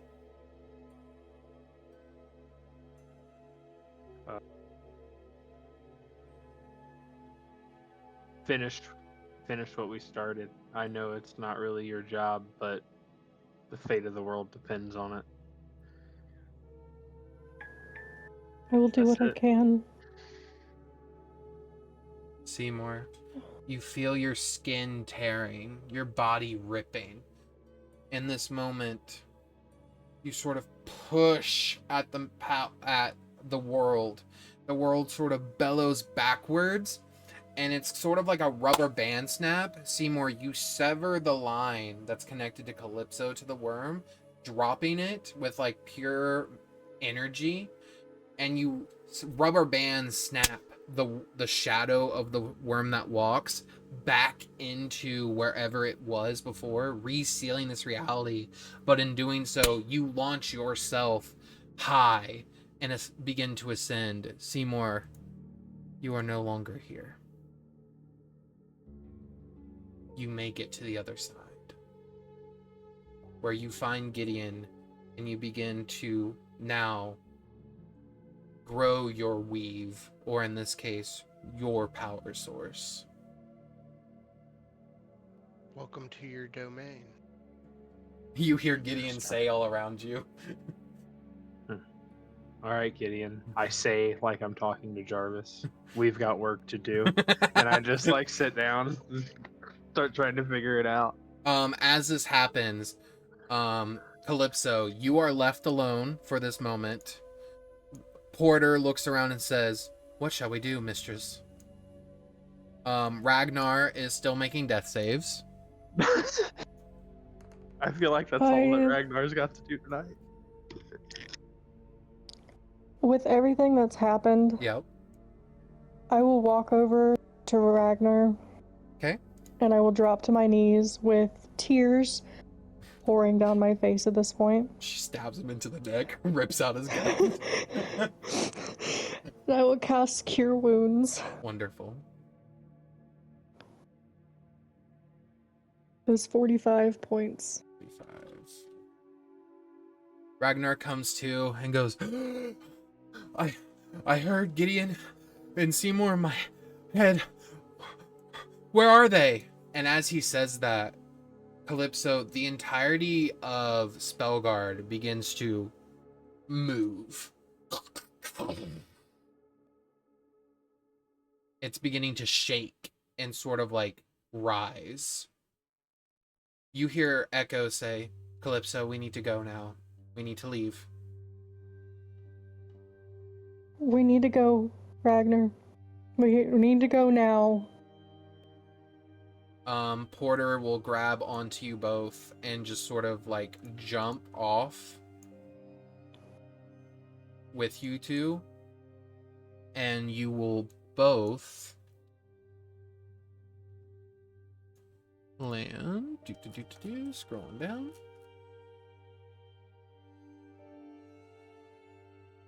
Oh, I must have gotten rid of it. 1 second. Here we go.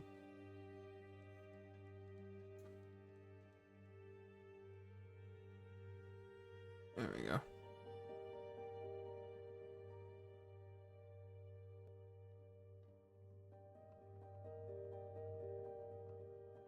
Why doesn't it let me?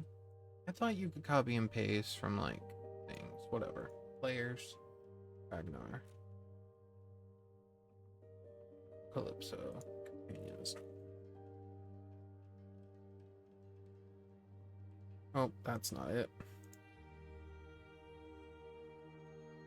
There he is. He jumps down, and you watch as the city of Spellguard, broken and in shambles as it is, begins to lift up. You realize that a portion of Spellguard did land on the material plane. So you guys were on the correct material plane for the Spellguard. And you watch as it begins to lift up into the sky. And then you watch as other towers across all of Faerun begin to be pulled to Spellguard. And this is what you see. Wow.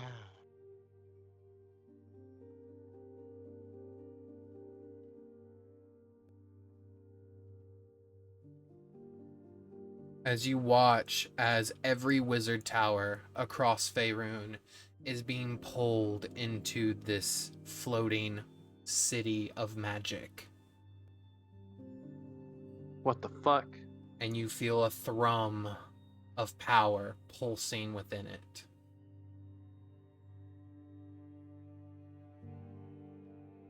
Behind you, Calypso, you sort of turn and you begin to see like this sort of like almost like dirt hole appear in the ground. And you see two little ears sort of pop up. Like white rabbit ears. What do you do, I Calypso? will. I'm still absolutely bawling my eyes out, Yes. but I will lean down and I will attempt to excavate the creature. Yeah, Hopper, you're having a little bit of issue getting out of your hole. Could you please explain what you look like as you get out?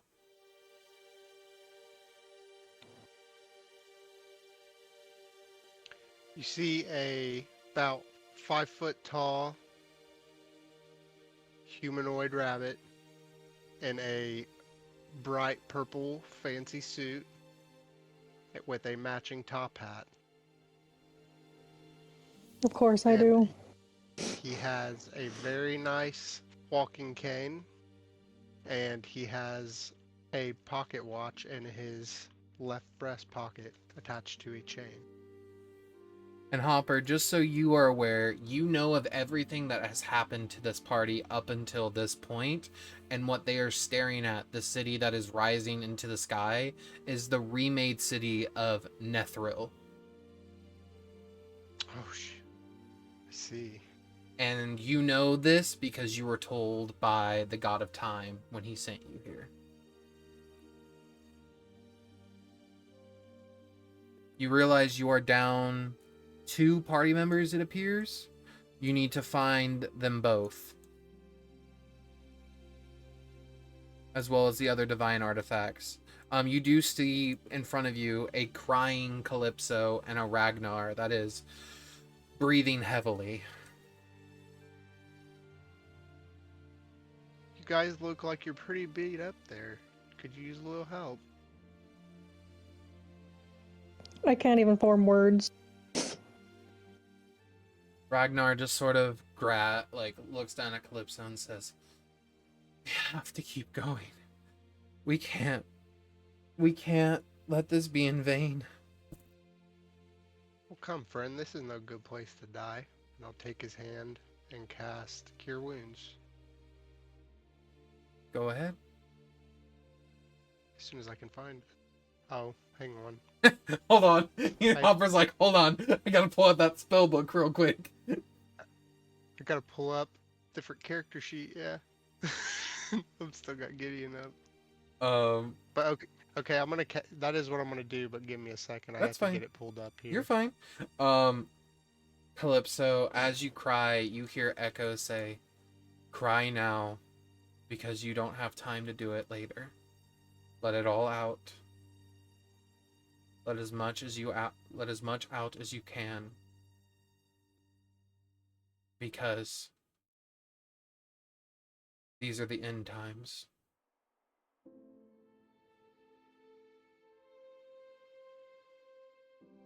I will just continue to let it all out. You know, from what I've been told, this is a pretty instant time to be alive. So you're kind of lucky, in a way. Hopper is exactly what we needed.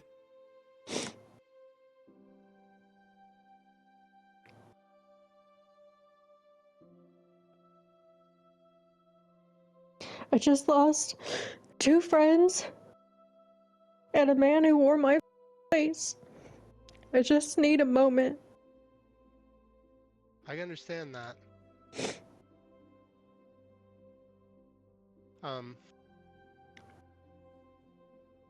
Did Ragnarsson seem like he was going to recover after I healed Oh his yeah, wound, or Ragnar heal- sort of looks at you and says, "Thank you. What's your name?" You can call me Hopper. My name's Ragnar. That's Nice to meet you, Calypso. Ragnar. So?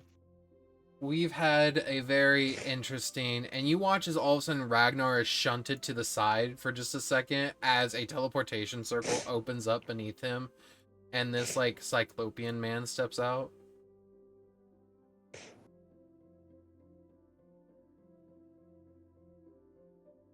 So this guy steps out and he is just playing a lute as soon as he teleports. That was the official number for the heal. I Uh, got it up now. You see Ragnar look and say, "Wait, what?"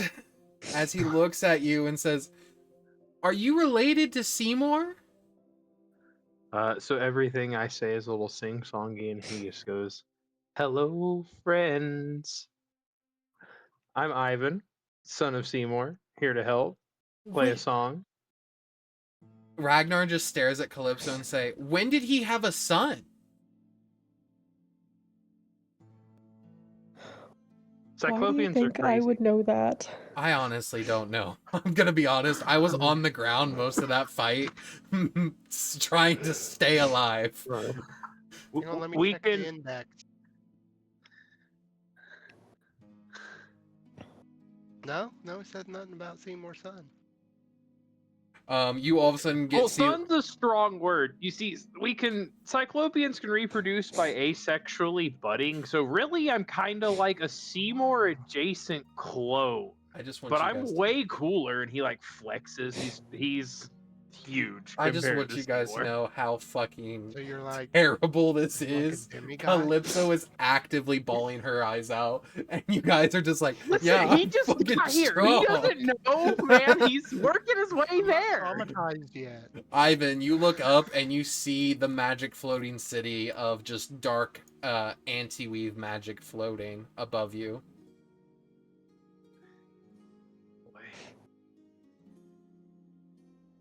I suppose we have to deal with that, don't we? Ragnar's just like, "Yeah, that was kind You of..." said you had a few friends die. There's only 2 here. Where are the others? Hopper, he kind of pulls you to the side and says, "So, we lost quite a few people in the last fight. I don't know if you guys know about the worm that walks, but we've fought basically its shadow, and it wrecked our asses. Oh, I don't even know how we're supposed to fight this major boss, and we need Rook bad." And he fucking left Ragnar's us. here. Or I must make Oros mad. Most likely, considering the worm that walks has killed other fucking gods.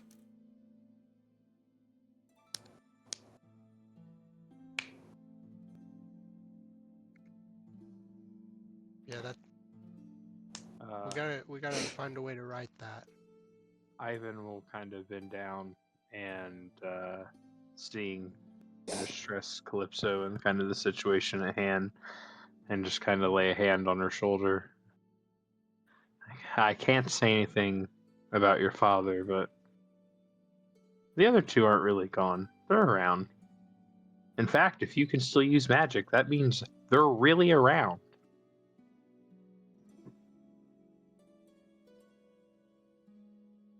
Please let me help you get And off the ground. when I get up, she has bardic inspiration. What's your bardic inspiration die? A D10 Fuck currently. yeah. Ooh. Ragnar will also would- look at you, Calypso, and he will sort of help you up from the other side if you're wanting to stand up, and he will cast guidance on you and say, we have to make it through this. I know you only just got here. Hell, I only just got here the same time you did. But the world needs us because we're the only people that can help it. But we need time to recuperate and rest. Ivan, are you able to get us back to Seymour's house? Ivan will take out his loot and start plucking at it, and he'll just say, "We must teleport to the motherland," and teleportation circle us. Okay. Okay. Go, and then... So I think I figured out why I can't copy and paste, because I definitely wasn't fucking using the DM version. I was using the spectator version. Like a dumb bitch.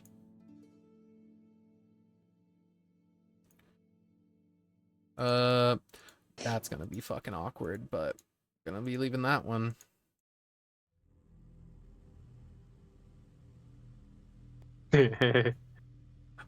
Hopper, let me get you out of there. You're there. We don't need two of you. Calypso, you guys spawn in, and you see Seymour Lacrum looking around, going like, well, I guess Seymour? What do you say as you see your friends? Daddy. Does a simulacrum's pretty independent, right? Yeah. It's not like he would necessarily know He or wouldn't. anything. He would wouldn't know at all.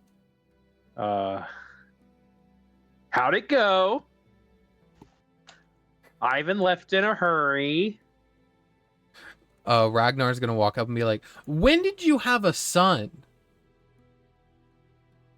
Like, Listen, when did it's you really have time?" complicated. Our species can asexually reproduce by budding. He's not technically my son. He's more like a clone, and it's more like a clone of original Seymour. I'm a simulacrum. I don't think I could do that. Have you tried? Anyway, that's another conversation for later. That's scary. You should- notice Seymour Lacrum, you would immediately notice like Calypso's like tears falling down her eyes and how hurt Ragnar and she is. And Ragnar's just gonna look at you and say, Gideon and Seymour are gone. Rook left us in Neverwinter after he wished for Vecna to come back. Well, We don't know where Jesus Rook Christ. is. I mean, has anybody tried divination on him? We kind of I guess you probably haven't had time. Seems Yeah. like you've been busy. We haven't had time for that. You see Tyson over here, and fucking God, I can't believe I'm about to do this too. Yeah, you piece of shit. You fucking sack of Calypso, doo-doo, you bro. see over by Tyson, you see another version of your father, Conrad. because he is actually a simulacrum that you wouldn't have known about yet. That's why Seymour asked the other guy if he was a simulacrum. I Mhm. almost dispelled this dude when I found him. Yeah.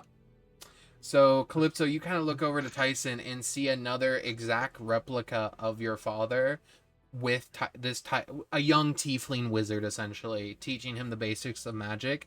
And you see him look over at the rest of you and just sort of like wave and just say, I'm glad you guys made it back.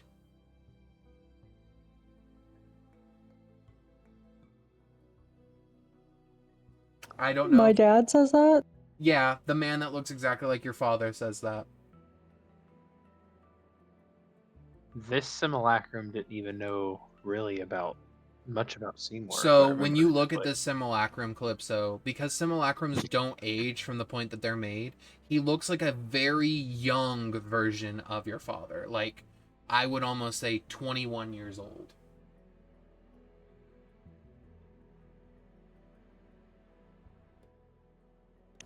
I was trying to kind of pull myself together, and more tears start falling. And I kind of just... Conrad just walks over to you and offers you a handkerchief banana. Handkerchief banana. Okay. But I will, knowing that I can't do this forever and we're going to rest here. Yep. I will just take Ragnarsson to the side and start just trying to take my mind off everything that's happened and just start helping, like, heal him, like, do my fleshman stitching and stuff and just heal him up as best as I can. Conrad's gonna walk over to Hopper and he's gonna kind of walk around to you guys, and he's gonna kind of walk over to Calypso and Ragnar, and he's gonna be like, "Where's Gideon?"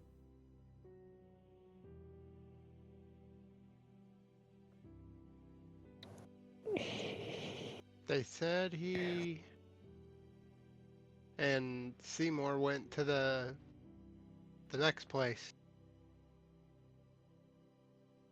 Conrad just looks at you, The Hopper. magic place. Conrad just looks at you, Hopper. His eyes get really big and watery, and you just see tears shaped like bananas begin to fall. Oh my fucking god. How big is Conrad? He's a medium-sized creature, so he's about 5 feet tall. He's just a winged monkey. He's a winged monkey. So he has a pretty long wingspan. And I wouldn't say 5 feet. He's about 4'1", honestly. I will just wrap my arm around him. He just wraps his big monkey arms around you and just sort of like locks in place. Man, there's more gods around here. Tyson's gonna look around and be like, "Oh, hi! You guys are new," as he looks at Hopper and Ivan. Ivan, where'd you go? We were in the middle of tag, and you just left as I was about to tag you. Listen, I know. I had to go deal with something, alright? Seymour finally did the thing. We had to go save everybody. Or not save, but get them back home. I'm sorry. Albeit whenever we play again. Then I give him a high five. Okay, that's fine. And he kind of like runs off. You see Zeri sort of look around and say, we were able to save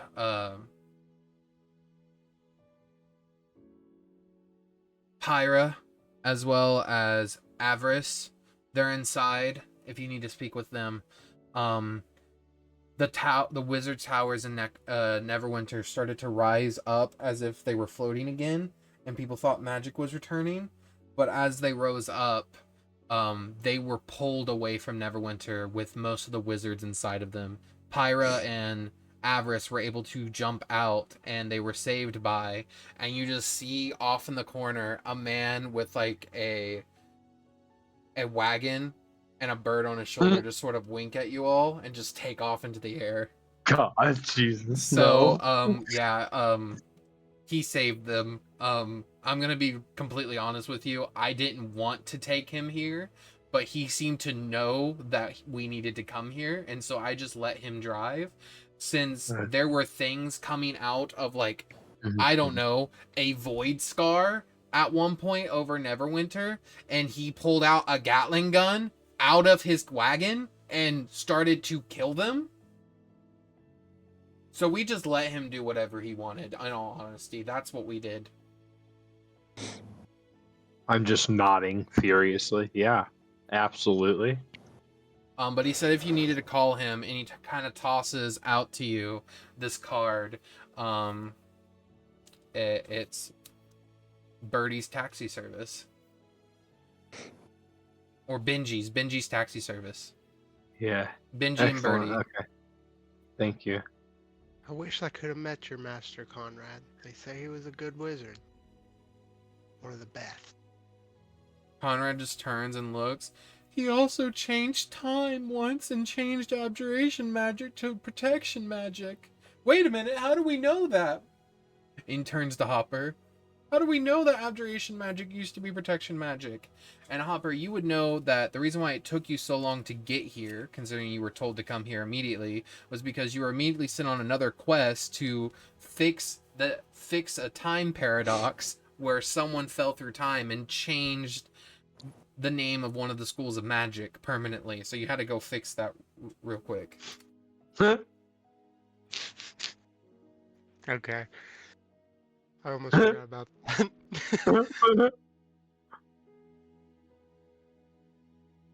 That's But- funny. As It's fitting. everything sort of like rests and sort of comes to a head, there are big emotions, maybe conversations that still need to be had that can't be thought of right now because of emotions that are taking place. You all will get a long rest here,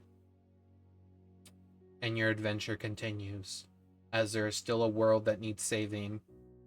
There are still divine artifacts that haven't been found that need to be pulled into Seymour's power before the anti-weave, before the worm that walks claims them.